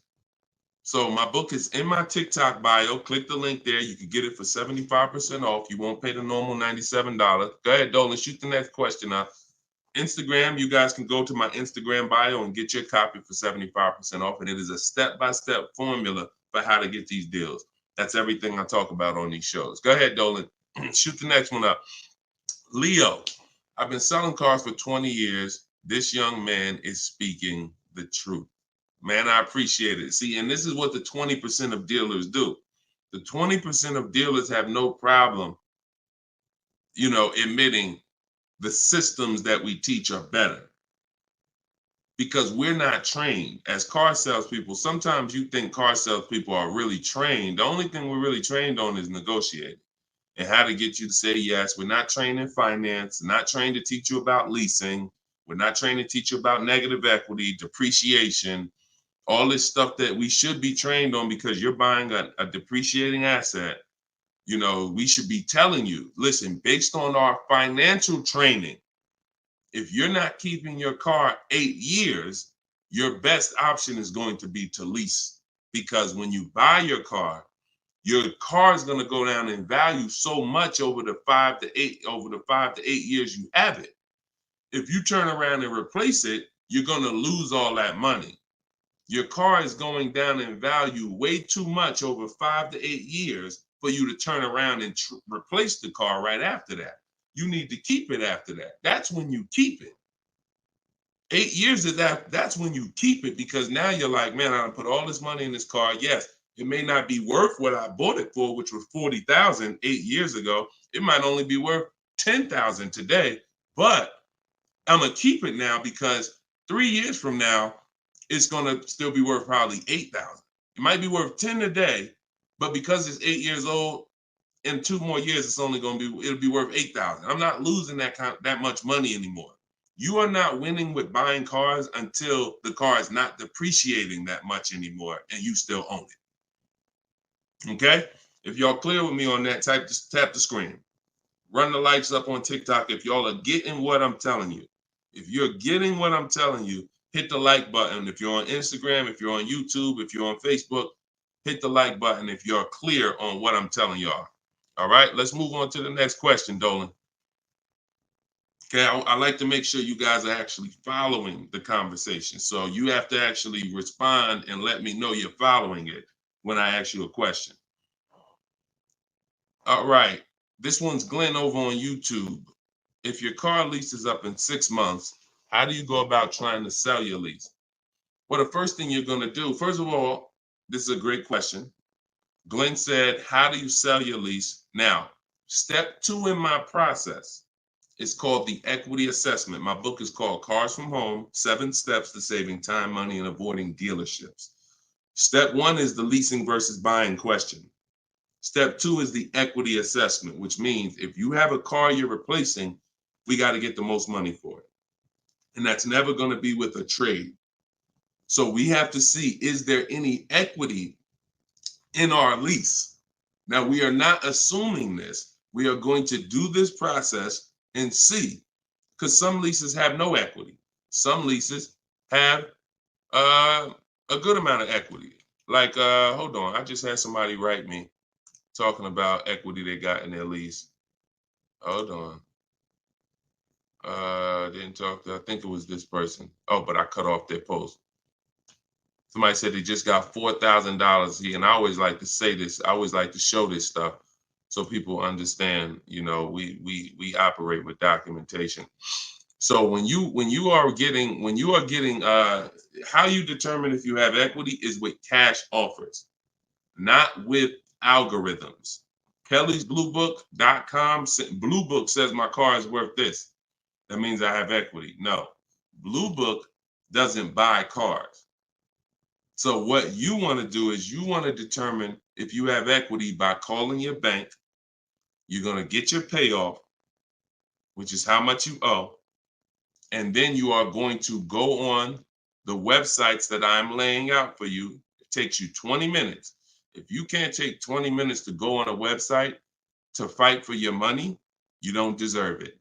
You're going to CarMax, you're going to Driveway, you're going to Carvana, you're going to Kelly's Blue Book Instant Cash Offer, where they connect you with a local dealer to get a cash offer.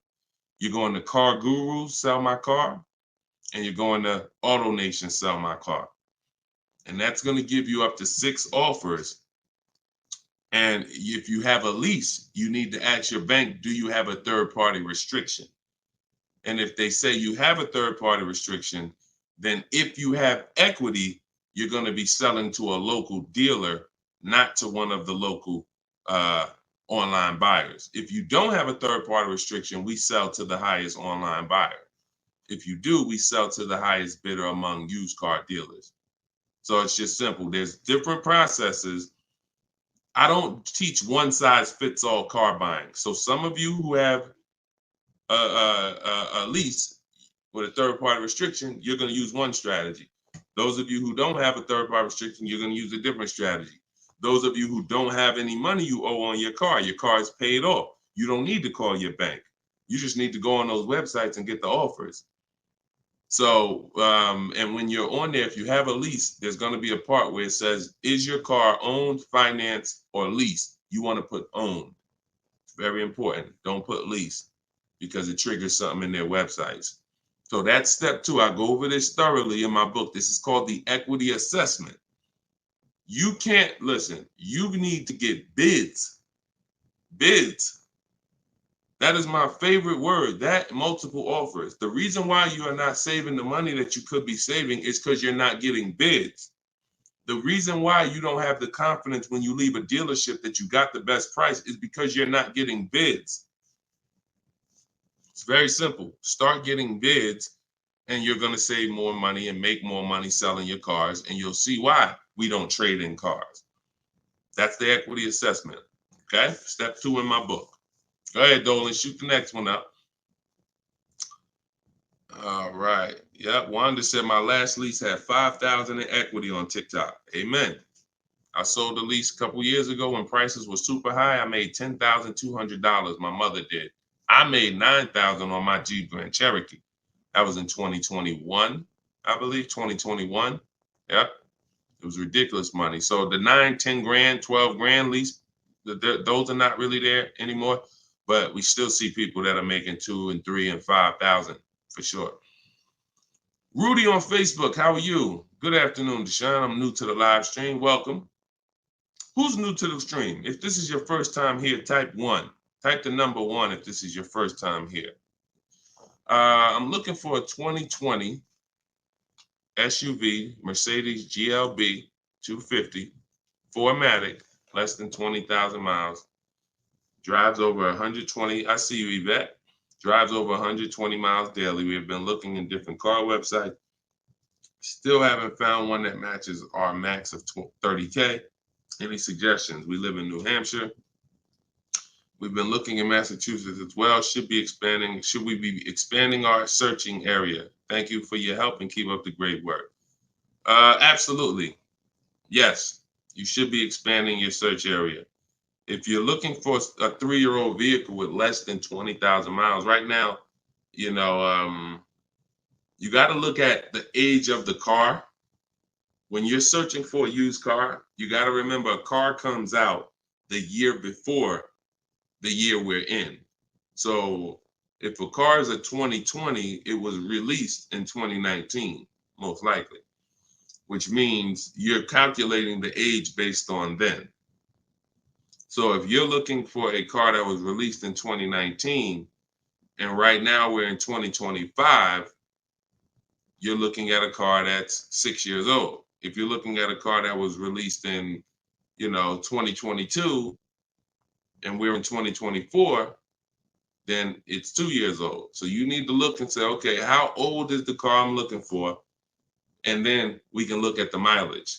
Because if you're looking for a car that's 4 years old, but you're looking for it to be driven 20,000 miles or less, that means you're only looking for a car that has a 5,000 a year average. That's going to be very tough. I like to go with it. I like to look at 10,000 a year, and then I like to go to 12. Now, we're talking about how we expand the search of our used cars, because the whole goal is to expand the search slowly. So if you were looking at the 2020, 20,000 miles, now go up to 30,000 miles.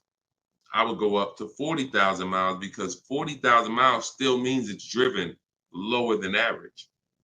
Just to show, so average miles is 10 to 12,000 miles a year. If you get a vehicle and it's 4 years old, it's driven 10 to 12,000 miles a year. It has really under 40,000 miles on it. It means it's been driven under 10,000 per year. So you're really looking for the mileage. It's the mileage that I think is really going to limit you. Now you could expand your search wide, like you said. There's many ways to expand it. You could go 100 miles out. You could go 200 miles out. You can go 500 miles out.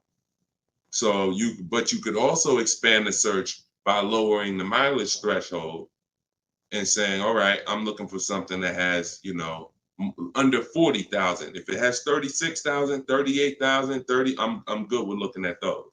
And I think that's going to give you a lot more options, considering how old the car is and how many miles you're looking for it to have. That's way, way, way, way, way below average driven miles. Way, way, way below.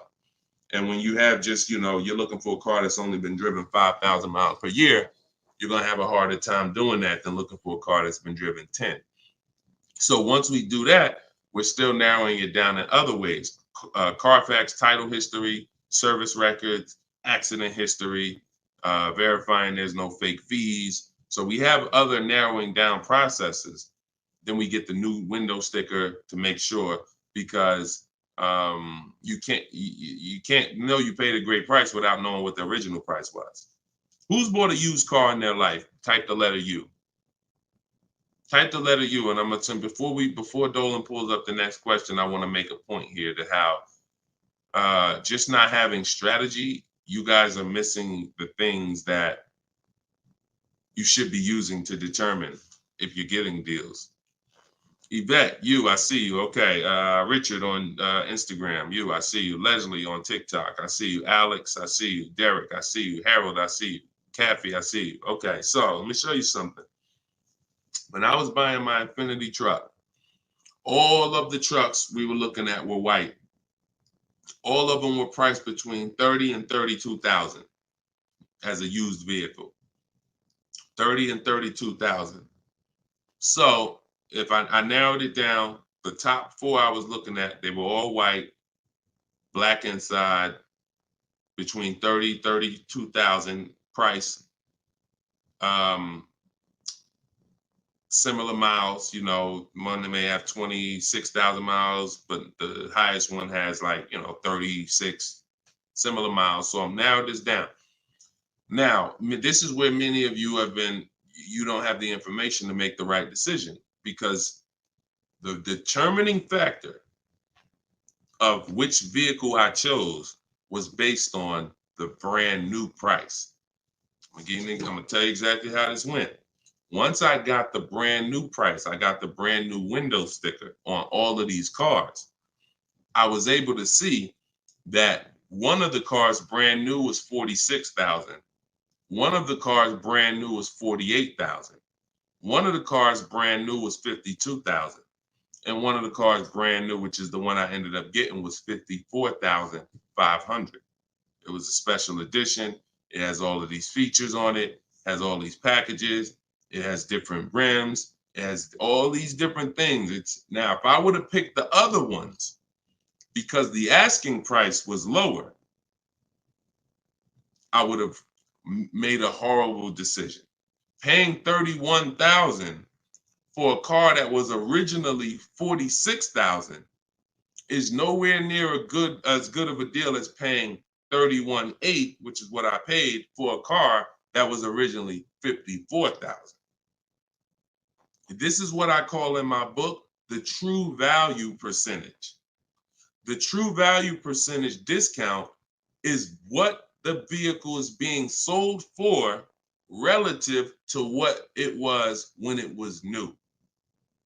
So picture this, if the vehicles that I was looking at would have only had the true value percentage discount on them, it would have made it even easier for me to choose, because the one I picked would have said 42% off the brand new price. The ones that I didn't pick would have said 38% off the brand new price, 36% off the brand new price, 32% off the brand new price. So when I look, true value percentage is literally that. And that is something we created. See, a lot of what we teach, we didn't learn it, we created it. So you are getting things that, why can't I find what Deshone teaches in other places? Because God had me create it.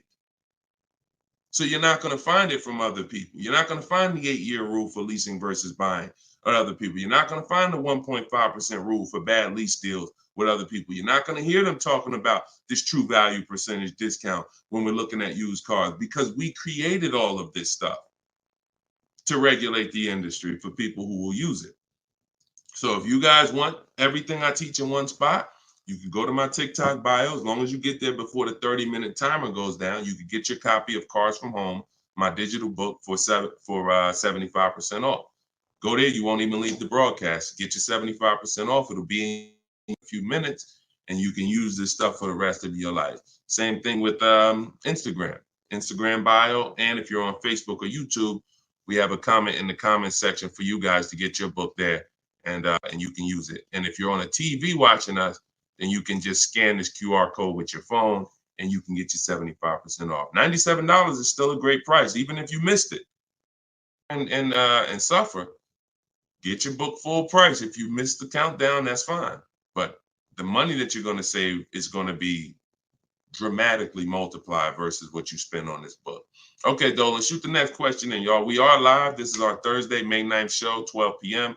So whenever you don't see the banner above me, that means we're actually live, and you guys can type your questions, and we'll try to bring them onto the show. Helena, what do you consider a good interest rate? Well, this is a relative question. It's the same question you're asking when you say, what do you consider a good discount off a car? How much should I pay for this car? We only pay when someone wins the bid. So we teach something called the bank bidding war, which I also created. You have been taught that, don't let these dealers run your credit, or always get, who's been taught any of this stuff? Always get your own pre-approval You know, never use the dealer's banks. Never, you know, all of this stuff. Any way. We teach a process that the credit bureaus allow. The credit bureaus allow us to have an unlimited number of banks and credit unions run our credit with a hard pull, as long as it's within a certain period of time.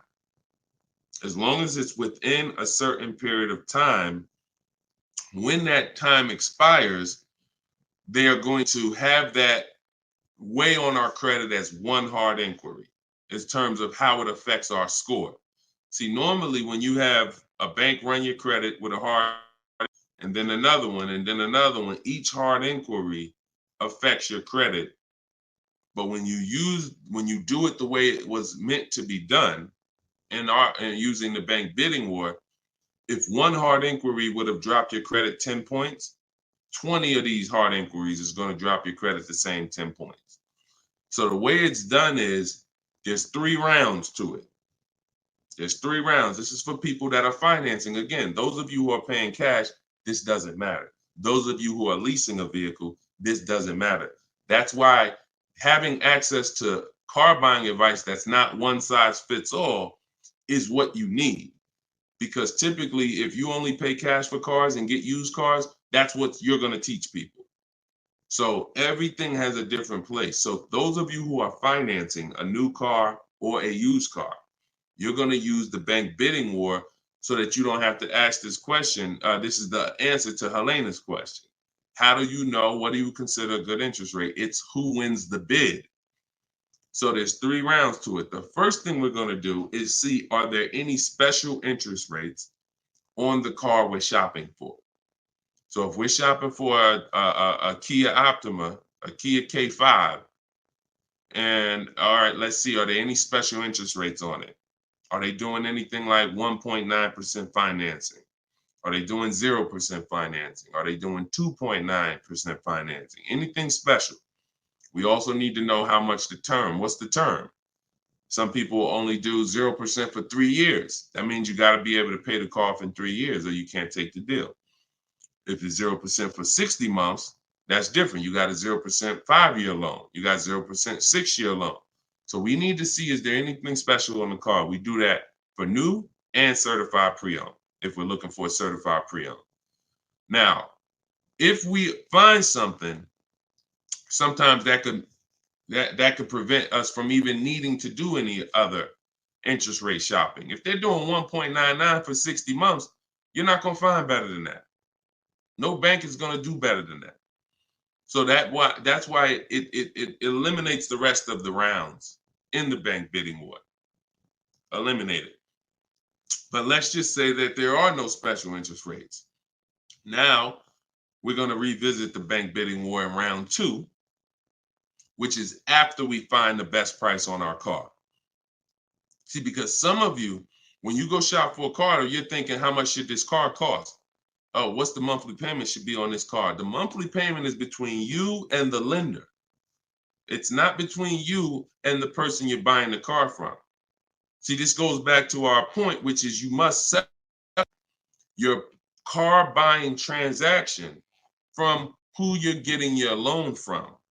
The process of shopping for the best price on your car is different, or should be different. If you listen to me, it will be different than the process of you getting the best price on your loan.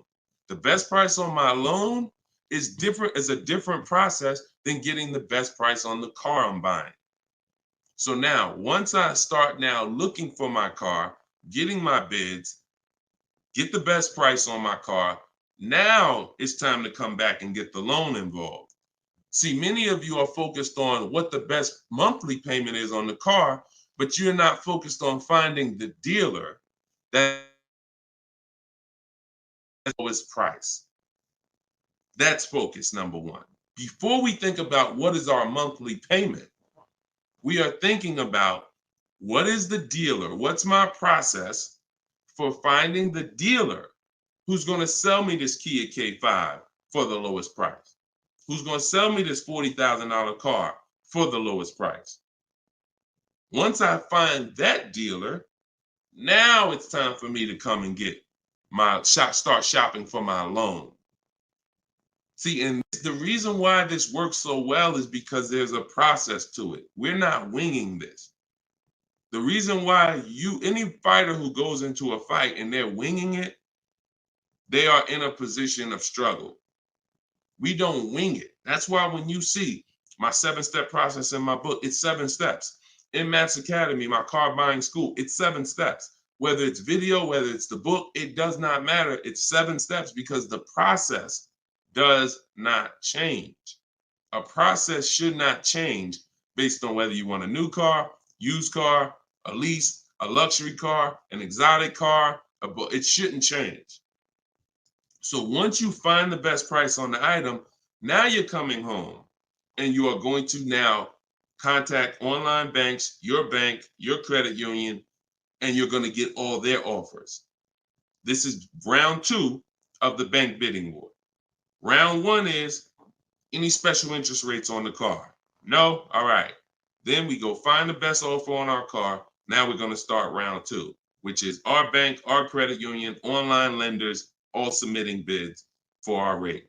Round 3, once that's done, round 3 is we call the dealer who we have the car on hold with, and we tell them the best rate we got, and we give them a chance to see if they can beat it.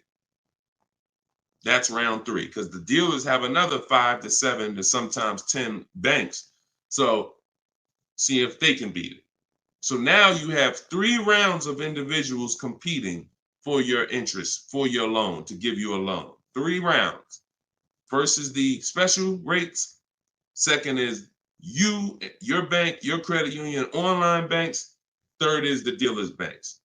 And so when you leave, you already know I got the best interest rate. I guarantee it because I had 15, 20 people competing for my bank, for my loan. And that if you do that correctly, you are going to see that it weighs on your credit at the end as the same as one hard inquiry.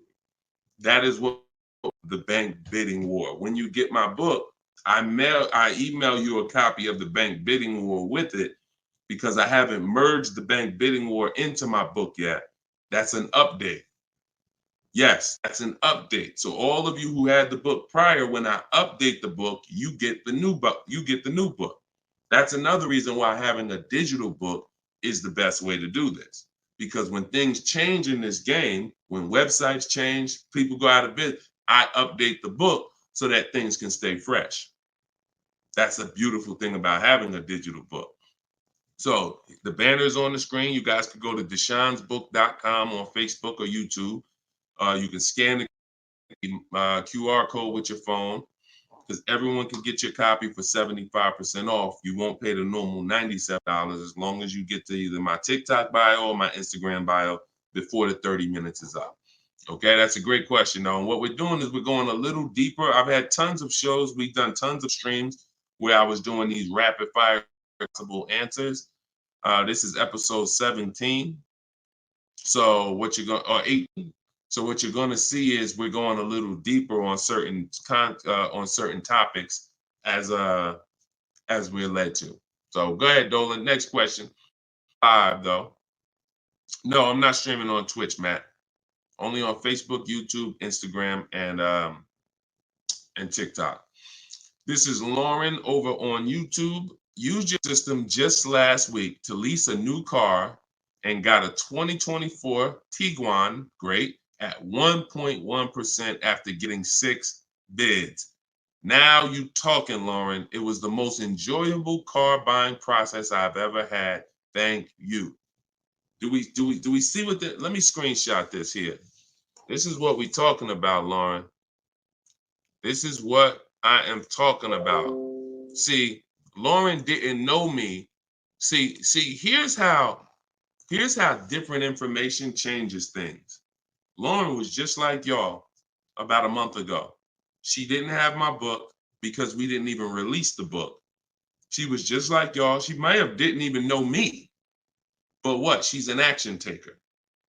She got on the stream.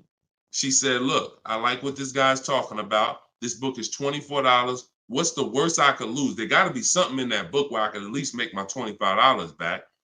or even if I paid $97, got to be one tip in here, got to be able to make me at least $100 back. She later finds out she's going to get thousands of dollars in discounts, get a 1.1% lease. Well, what that means is if the car is $40,000, her payment is like $420 on a $40,000 car that people are paying $800 a month for, $700 a month. Her lease is 1.1% of the MSRP. So because she's an action taker, she went forward, she got the book, she used the scripts, she said, I'm done with the old process. I'm willing to unlearn my old way of shopping, and I'm going to relearn this new way to shop. That's why, you understand? That's why it's all about unlearning and relearning. You understand? And she's able to reap the rewards of not just saving the money, but receiving empowerment. Because this is the only way to car shop empowered. You could go negotiate. Not only are you not going to get the money off that we're getting, because if you're negotiating with an 80% dealer, there's no way for you to get these prices. So if you're in a dealer, yeah, they'll take off money for you, but their price was so high to begin with that when they take off the money, you're still higher. An 80% dealer is the overpriced dealers. You can't negotiate them down to the best price. So even if you did that, you still wouldn't have the empowerment of letting the business come to you. See, you're empowered when you're sitting at home and the business is coming to you. You're in control. And the only way to do that is with bids. So congratulations, Lauren. Enjoy your new Volkswagen. Beautiful vehicle.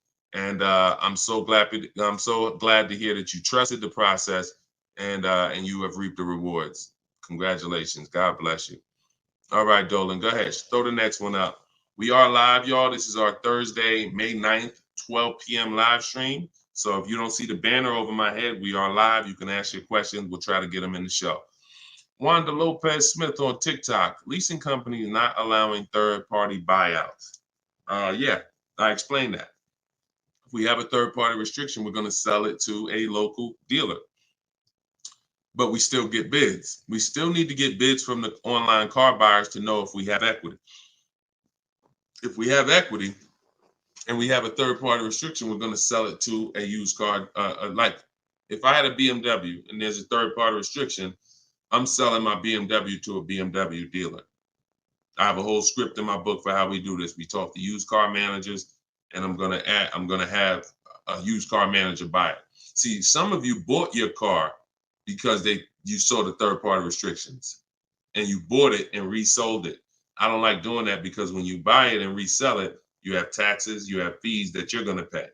When you sell to a local dealership, sometimes they don't pay the taxes and there's no fees.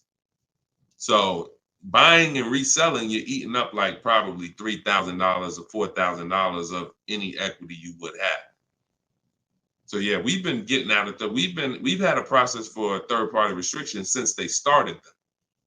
In 2021, we've had a process for how we were going to sell our cars and get our equity, even with third-party restrictions. So that's never stopped us. Never stopped us. Good, great question. People like the live view have no clue how valuable his information is. Appreciate you, Belle. Thank you so much. Only people that know how valuable the information is people who use it. People who watch, there's a saying, you can't be a hearer of the word. You want to be a doer. A doer. A lot of people hear. A lot of people hear because we want our ears tickled. But it's the doing that leads to the savings. And in our case, what we're asking you to do is easy. It's just your programming and your fear of a process. See, it's an unknown hell. I mean, an unknown heaven is what we have over here. But you have a known hell. Sometimes what you know is so comfortable, even though it's hell, but it's it. You're comfortable with it. You're comfortable with the discomfort of car shopping. So this is what, Deshone, everything you're saying, that sounds hard. Sitting at home and doing these copy and paste things and having this, that sounds hard. That's just your fear. That's your programming talking to you. That's not reality. Because in reality, you see people like Lauren who just came on, And you see, this is the easiest way she's ever bought a car in her life. This is the most money she's ever saved in her life. Look, you got people like, look, Matt, happy to share. I've officially graduated. Huge thank you to Deshone, building such a great system, answering all my questions along the way. Lease details. You got a $56,000 Hyundai Palisade calligraphy, 1.28% lease. Highest quote was $1,167 a month. He got his for $719. The highest quote he got from an 80% dealer was $1,167 a month. He got his for $719. Sitting at home, getting bids. So for those of you who want to know, like, I do have a car buying school. It's called Maps Academy. You want to know more about it? We have a comment in there. You can attend my free masterclass. I don't let anybody in my school who has not gone to my masterclass everything you're doing raw and buying, selling, and leasing cars. So there's a comment in there for the comment section, and we have a link in my bio for you as well, who, if you think, you know what, I want to see about his online buying school. I don't care, because the system that Matt says, Deshone, thank you, Deshone, for building such a great system. The system is the same. So, but you have to be an action taker. And because the system is simple, and it's in video form, and it's in book form, and it's in my free live video, my free streams, you just get it where you could get it. But there's no excuse for sitting at home car shopping the old way anymore when this information is available and it exists and it's 3 years old. This isn't new. We have hundreds of people. You're not oh, let me take a chance and see if this will work. That ship has sailed long time ago. Long time ago, that ship has sailed. But the action takers are going to win, not just the hearers. People listen, oh yeah, this sounds good. Of course it sounds good. But you won't reap the results until you become an action taker on the information. Okay, so those of you who want the book, it's in my TikTok bio, it's in my Instagram bio. You'll have access to these strategies for the rest of your life. All right, Dolan, shoot the next question up. We got some great questions coming in today. This is our Thursday, May 9th live show. So we are live right now. It's our 12 p.m. stream. Melanie from TikTok, what do you recommend for a young adult that is first-time car buyer that has no credit? I would recommend you save up. You get something that we call a smart car. That's not one of those little cars that you heard. It stands for saving money at the right time. I got a car that's my point A to point B car because I work from home. I got a car that was literally $4,000. I got it from a grandfather over in South Orange. He was 98 years old, and he still drove until he couldn't drive anymore. Car had 72,000 miles on it, and I got it for $3,750. Literally, I got it a year ago, so that was it was an 08 Pontiac G6, 70,000 miles. And that's something that I drive from point A to point B whenever I want to do my run. Because again, I work from home. Most times we take the truck, but if my wife's out, I'll take the car. But I didn't need to spend $10,000, $15,000, $20,000 on a car that I'm driving twice a week. So what I would tell you for you is, if you need transportation, you want to get it reliably, save up some money, get yourself a private party sell on Facebook, pick it up for a couple grand. But you have to be diligent. You want to find it from an owner. You want to find it from an owner who's not driving too much, who maybe they got a second or third car in the family, and that you don't want to deal with these dealers on Facebook Marketplace perpetrating as owners. The owners know the history of the car. They've had it for the last 8-10 years. You want somebody that can tell you, yeah, my little son, this is where Jeremy took the car one day. He was driving to the grocery store. He backed into a car over there right here. You want a person who knows that. Not a dealer who just picked up the car and now they're trying to sell it to you for $2, $3, $4 grand. So that's what I would be doing. I would be getting me a very reliable, inexpensive car that I can actually get to work with, make more money. And then once I make money, I will be choosing whether I'm buying or leasing based on if I'm going to keep the car for 8 more years. Whenever you get into spending real money on cars, over 12, 15 grand, this is when you start wanting to ask yourself, am I going to keep this car 8 years or not? Because once you get these cars and build up your credit, Melanie, another thing you should be doing is getting a credit card, not using it, pay it off every month, spend $20 on it, pay it off so you can get your credit up to a 700 score. You could be at a 700 score lightning fast before the next 12 months. So now what you want is you want a car to drive, get you to where you're going, but then you want to be building your credit now. So now when you're like, okay, I got a job, I'm making money, I want to get me a different car. Am I going to buy it or lease it? And if you're not keeping it 8 years, you want to go for the lease so that you could drive a brand new car for pennies on the dollar, as long as you keep following what we're teaching and getting great lease deals. But if you're keeping the car for 8 or more years, then you would go and you would buy a car, not lease it. But in order to do that, you want to set yourself up and get yourself up to a 700 credit score. So you should follow somebody like Shonda Martin. She's on all the platforms. Shonda Martin, this young lady is a guru when it comes to credit. She does a lot of live streams, a lot of Q&As, just like me. But yeah, you got a great path. But don't go out there and do what a lot of people do and finance a car, no credit, your first car, you're gonna go buy it. Now you're getting a $20,000 car, you're going to probably pay, $500 a month for it. And now that car is going to be a long-term thing because it's just too expensive. And you just don't follow the traditional route is what I would tell you. All right. No, I'm glad. It's my daughter. She has a full-time job and now searching for a car. Okay, perfect, Melanie. I think that's a great plan. Because the thing about that car that you're going to get for Facebook Marketplace is whenever she decides that she's ready to finance or lease a car, she can sell that car and get all her money back. If she finds a great car on Facebook Marketplace for $4,000, $5,000, you guys can sell that car and get the whole $4 or $5,000 back. You'll get 80-90% of it back. And I like to get whenever it's going to be a short-term thing, I don't want a car where it's going to be a burden to me later. We want to get a car that does the job now. I know with this Pontiac, whenever I choose to sell it, because I'm actually going to get a car. I've been waiting to get a vehicle that I want for a number of years. And when I do go get that, I'll sell this one, but I'll get everything back that I spent on that car. I'll get it back. So it's just strategic. It's a great way to move when you know these cars are not costing you money. You're breaking even on them, and it's just great. So that's what I would say, Melanie. That's what I would do for my own daughter. Okay, go ahead, Dolan. Shoot the next one up. We are live, y'all. We're going to try to get through as many as we can in the show. Type your questions. This is our Thursday, May 9th show, our 12 p.m. broadcast. So, Sir Francis on YouTube. What's the best source for an accurate valuation to determine if purchasing a used car is a good idea?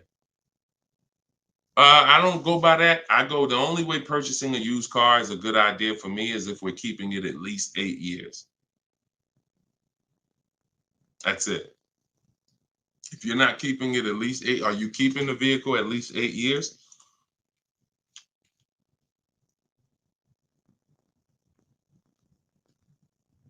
Let's see if we give him some time to answer. Are you keeping the vehicle for at least 8 years, Sir Francis? See, if we're not keeping the vehicle at least 8 years, there's no point in buying it, because the money that you would spend to lease, you can't put a price tag. You can't compare it. The reason I have to show you all these lease deals is to see you cannot compare great lease deals to purchase deals. You can't. Look at this. Look at Jared. Jared followed the leasing like a boss system. The leasing process went quick and exactly like you said it would. Sent the emails. We had multiple offers to work with. Trusted the process. Used the scripts. Got the lowest offer from $565 a month down to $520 with a counter offer. Look. That's probably a $40,000 vehicle. I don't have it up in front of me because I cut the rest of his post off. But look, 1.28, $56,000 vehicle. Even if you were buying a used version of this. So let's just I want to show you this. Let's just say instead of leasing like Matt did here, he got a $56,000 vehicle for $719 a month.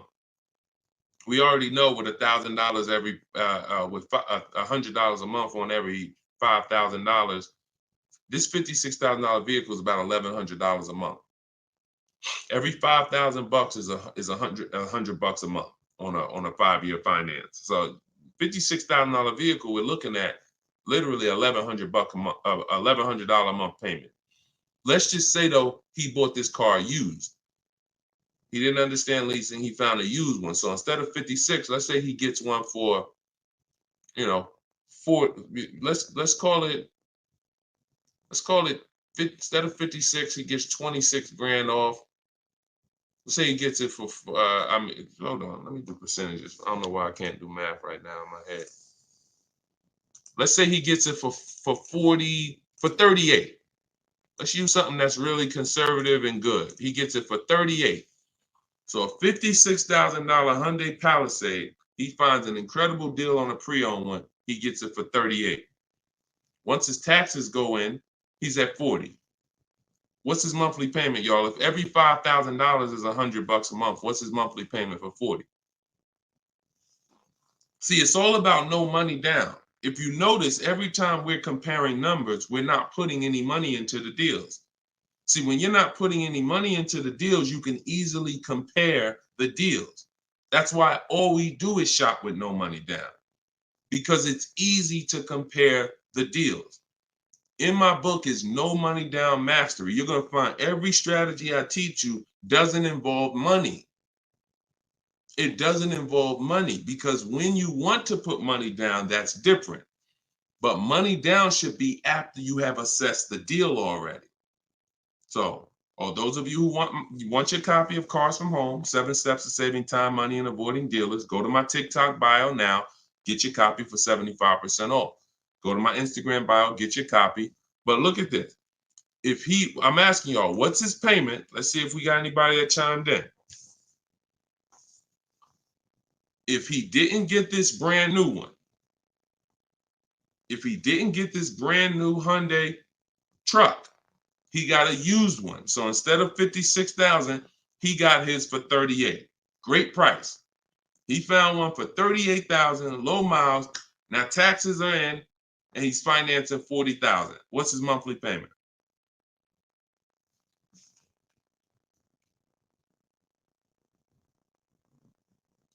Anybody do the math? Every 5,000 bucks. Well, I'm gonna tell y'all now. Okay, y'all taking a little long. It's 800 a month. Thank you, Derek. Thank you, Derek, on Facebook. 800 a month. So let's look at that. Matt drove off $719 a month, no money out of pocket. Brand new 2024, never been driven, new car smell, fresh out the plastic, $719 a month. Same person who bought that car because they didn't understand leasing, they're paying $1,100 a month. Now there happens to be another one just like it, but it's a 4-year-old one, and it's $38,000, and someone else gets that, and they're paying $800 a month.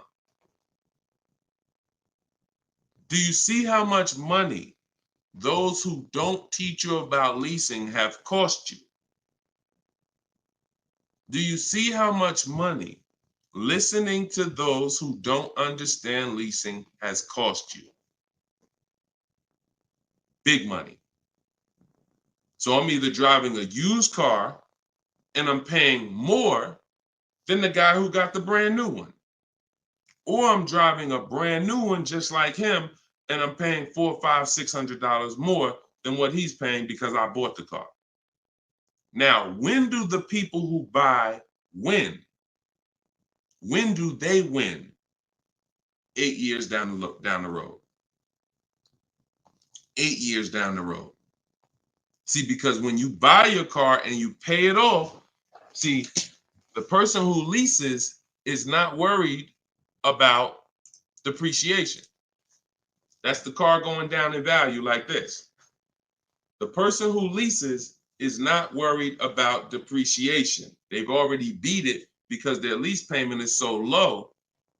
Their lease payment is so low, they're paying less than what the car's normal depreciation would be. So they beat it with a great lease deal. Now, the people who own the car they're not going to beat it because they own it. So any depreciation is coming against their actual car. If they could have sold the car today for 30, next year it's only worth 25, they lost $5,000. If you were going to sell your car today for 20 and then a tree branch falls on it, is it worth 20 tomorrow? Even when you fix it, run it through your insurance. Hey, I'm coming to get my 20. No, a tree branch fell on the vehicle. It's worth probably 18 now. This is depreciation. So the only way you're going to avoid that is through long-term ownership, because eventually, like I talked about earlier in the stream, you get to the point where your car is only losing a little bit of value each year. Only to this year it's worth 10, next year it's worth 95. In another year it's worth 9,000. That doesn't happen until you have kept the car 9, 10, 11 years.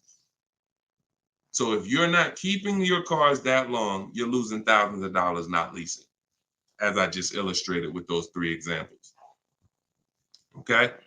So this doesn't change. I don't care whether it's Lamborghinis. I don't care whether it's Rolls Royces. The principles do not change. Derek on Facebook. If a manufacturer is offering a very low IR through their direct financing for well-qualified buyers, is there something I should look for on my credit report to know whether I should apply and let them run my credit versus using the pre-qualified offer I have from my credit union? Yeah, most people are going to qualify for the special rates. If you have fair credit, good credit, most people are going to qualify for the special rates because it's not super tier. Super tier is like A1 or A9 in the business world. That's super tier. Most of them are tier 1. So a tier 1 approval is really going to be if you have, 680 credit score and above. If you've had a car loan in the past that you paid well, you should be able to qualify for those special interest rates. Those are not super hard to qualify for. And if it's something under 2.9, you're typically not going to see that coming from a credit union or a bank, not in this market. Not in this market. So yeah, it's a good question though. But that's round 1 in the bank bidding war. So it's important for you guys to know that whenever you see a special interest rate offer, in many cases, it's not hard to qualify for. You don't need perfect credit. 680, 700 and above, you should be fine. All right. So, all right. Let's go. John Tez on YouTube. I'm interested in getting a 23 Charger Scat Pack, trading a 2022 Camry. This is a disaster. This is a disaster. Dealer wants 56 for the car, but it's been on the lot for 220 days. What do you think I could get them to lower it to? Well, I'm going to just tell you honestly, why are you trading in a 2022 vehicle? First of all, if you paid cash for that car, you wouldn't be trading it in, because once you see what it's worth and what you're getting in 2 years, you've had the car for less than 2 years. See, there's something, here's what we're not getting. The reason why I hold this up is for y'all to see that you cannot trade in cars this fast and have it be and have it. And I want y'all to know we are 100% live right now. We are 100% live right now. You're not watching a replay. This is a live show. So we're going to dialogue on this for a quick second. You should not, if I show this so y'all could understand the value of your car is dropping like this the first year, 2 years, 3 years. You think that you could buy a car here for $35,000, turn around, trade it a year later, and it's only worth now $27,000, and you're just going to flip and take that $7,000 loss in depreciation. You are going to absolutely lose your shirt. And the only way that you actually don't realize how much you're losing is because they hide it in your monthly payment, because you're a payment shopper. Just get me to this payment. I don't care about the numbers and all of that. I don't care about how much money I'm losing on each car. Just work my monthly payment to something that I could afford. And that is financial disaster. Because there is no way, if you were coming and you were writing a check for this, if you came in and you bought that 2022 Camry and they said, okay, it's going to be 35 grand, you know, whatever, and you wrote a check for it, and then you came back a year later and you said, all right, well, what y'all going to give me for my 22 Camry? And they said, all right, well, we can only give you 25 for it. And you said, wait, I just paid 35 for it last year. You ain't giving me no 25 for it. You would never take that. But payment buyers take those deals all the time, because what they do is they give you the same 25, but when they finance it and stretch the loan out, they're like, see, and your new monthly payment is only $50 more than your old car. And you like, man, this sounds like a good deal. It's a horrible deal. It's not even a deal. It's a horrible offer, but you're not trained to see it. So whenever I see somebody who's switching from cars that are less than 2 years old to a brand new car, you're not talking about leasing it. So you're still in the mindset of, oh, I could buy cars, switch them, buy cars, switch them, buy cars, switch them. You absolutely are losing thousands of dollars on every single car you buy. So if I wanted to do what you were doing, replace my 2022 Camry with a Charger Scat Pack, and first you're buying another pre-owned one too. You're buying another pre-owned one. So you're asking, all right, I want to replace this 2-year-old pre-owned car that I got, and then I want to buy another pre-owned car and replace that one. But you're not looking at the fact that the 1-year-old Scat Pack you're trying to find is so rare. When you find it, you're most likely going to overpay for it. Because who has 1-year-old Scat Packs? Who has 1-year-old Dodge Charger Scat Packs? How would that vehicle even end up on a dealer's lot? You only get the cars on dealers' lots one of two ways. The dealer has to buy them from auction, or buy them from one of their customers, or at the end of a lease, the person returns the car. So people are not usually trading in a 1-year-old car.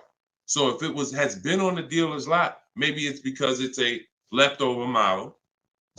And if it's a leftover model, you don't have anything to compare it to see how much you should be saving. So what I would be doing is, before I buy a 1-year-old Scat Pack, I would see what's the market on a brand new one. This is so important. This is so important because this is financial intelligence. Look at this. If I would have walked in, this is Sean. Sean got an F-150 Lightning, $73,000 vehicle. He ended up saving $20,000 on the vehicle. Brand new one. Same thing with Kimberly. She got a Maserati. You can see here, what does it say? Total savings, $20,700. 2023 Maserati Greco, $86,000 vehicle. They took off $20,700. That's the new one. So what happens if she would have bought a used one, 1 year old, and she saved 20 grand? She might have thought that was a great deal. Man, I got a 1-year-old Maserati. They took off 20 grand from me. Not if she didn't know that on a brand new one, she could have got 20 grand off. So whenever you're buying a car that new, you need to know what the brand new market is to know, all right, if I can save 10 grand off a brand new one, then how much should I save off the 1-year-old? I should save a lot more than that. See, and you have a lot of things that you moving in a way that I would tell you need a system, because it's hard for me to explain to you everything you are doing and a way you're approaching this, how you're going to overpay by thousands and thousands of dollars. You haven't talked about leasing versus buying. You're not talking about shopping for cars in a way where you can actually see multiple offers. You're talking about buying a 1-year-old pre-owned car without looking at what the market is. How do I know a good deal on a 1-year-old one? There's not enough vehicles out there for you to know a good deal on a 1-year-old, which means the only way I'm going to know a good deal on a 1-year-old one is I need to know what a good deal is on a new one. And if a good deal on a new one saves me 15 grand, then that means on a 1-year-old one, I need to save like 20 to 25. There's not enough vehicles for you to do that. So you should really be looking at following a system, learning about leasing versus buying. Are you keeping the next car 8 years or not? If you're not keeping the next car 8 years, you shouldn't be buying, you should be leasing. Because I don't care what you get the price for on the Scat Pack, you are gonna overspend compared to someone who goes and leases their Scat Pack and gets a great deal on it. So we got to slow down and look. Most times we're approaching car buying like grocery shopping. We trying to get our car deal done the same time as a grocery shopping visit. 2 hours, 3 hours. We're at the grocery store more than we're planning our car purchase. And the only way you're going to save money is to take your car buying process seriously. If it's just like, nah, Deshone, it ain't that big of a deal, then go ahead and go give them 15, 20 grand. But I tell you what, somebody like me, somebody who's listening to me, who getting the same car that you're getting, and they say, man, so funny, Deshone, I'm in the same position as that person is in. I got a Camry too, and I want to replace it too with a Scat Pack. But I'm gonna use your strategies. I'm gonna assess my old car, get bids for it. I'm going to determine leasing versus buying, and then I'm gonna shop for my car. That person will save 5 to 10 grand more than you, minimum. Minimum. I put any amount of money on it. I put any amount of money on it. So slow down and answer this question first. How many years are you keeping the next car? If the answer is not 8, don't think about buying it. Don't think about buying it. My goal is to shop for my most aggressive lease on my next car. If I'm buying it and I'm keeping it over 8 years, then I'm buying it. I'm not buying a car that I'm not keeping more than 8 years. Not no Scat Pack, not no Dodge Challenger, not no Toyota Camry, nothing. If I'm not keeping it 8 years, I'm not buying the car. Lease deals are too great. It's pennies on the dollar when I learn to get them. So everything I'm teaching y'all is out of my new book, Cars from Home. It's a digital book. It's called 7 Steps to Saving Time, Money, and Avoiding Dealerships. You can get your copy for 75% off in my TikTok bio. The price of the book is $97. That is the price. But you can get it for $24 if you get to my TikTok bio before the 30-minute timer expires. If you get to my Instagram bio before the 30-minute timer expires. We have a link in the comment section on YouTube and Facebook. You can go to deshonsbook.com, or you can scan this QR code with your phone and you can get your copy for 75% off. So use it. Make sure you send me your success stories. Continue to send me your success stories so we can bring them onto the show. That is a step-by-step system. There's nothing left to chance. You cannot leave anything to chance when it comes to car buying. Everything that we teach is for a reason. So let's continue to move. You know we will be back soon for another stream. And catch us later. We're usually live 7 and 12 p.m. So if you're around at 7 p.m., just again, if you don't see the banner above us, that means we're actually live. So jump on and we'll get to it. Everybody else who got your book, enjoy. For those of you who want to attend my free masterclass, Everything You're Doing Wrong Buying, Selling, and Leasing Cars, you can also go to the comments or to my TikTok and Instagram bio. But you're going to need about an hour. And that's a straight hour of me and my board.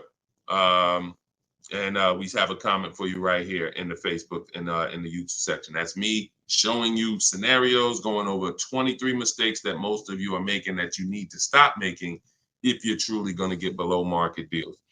Okay, so other than that, y'all, get the information. I don't care how you get it. Get in where you fit in. Use it. Keep unlearning. And let's keep saving this money. All right, God bless y'all. See y'all on the next one.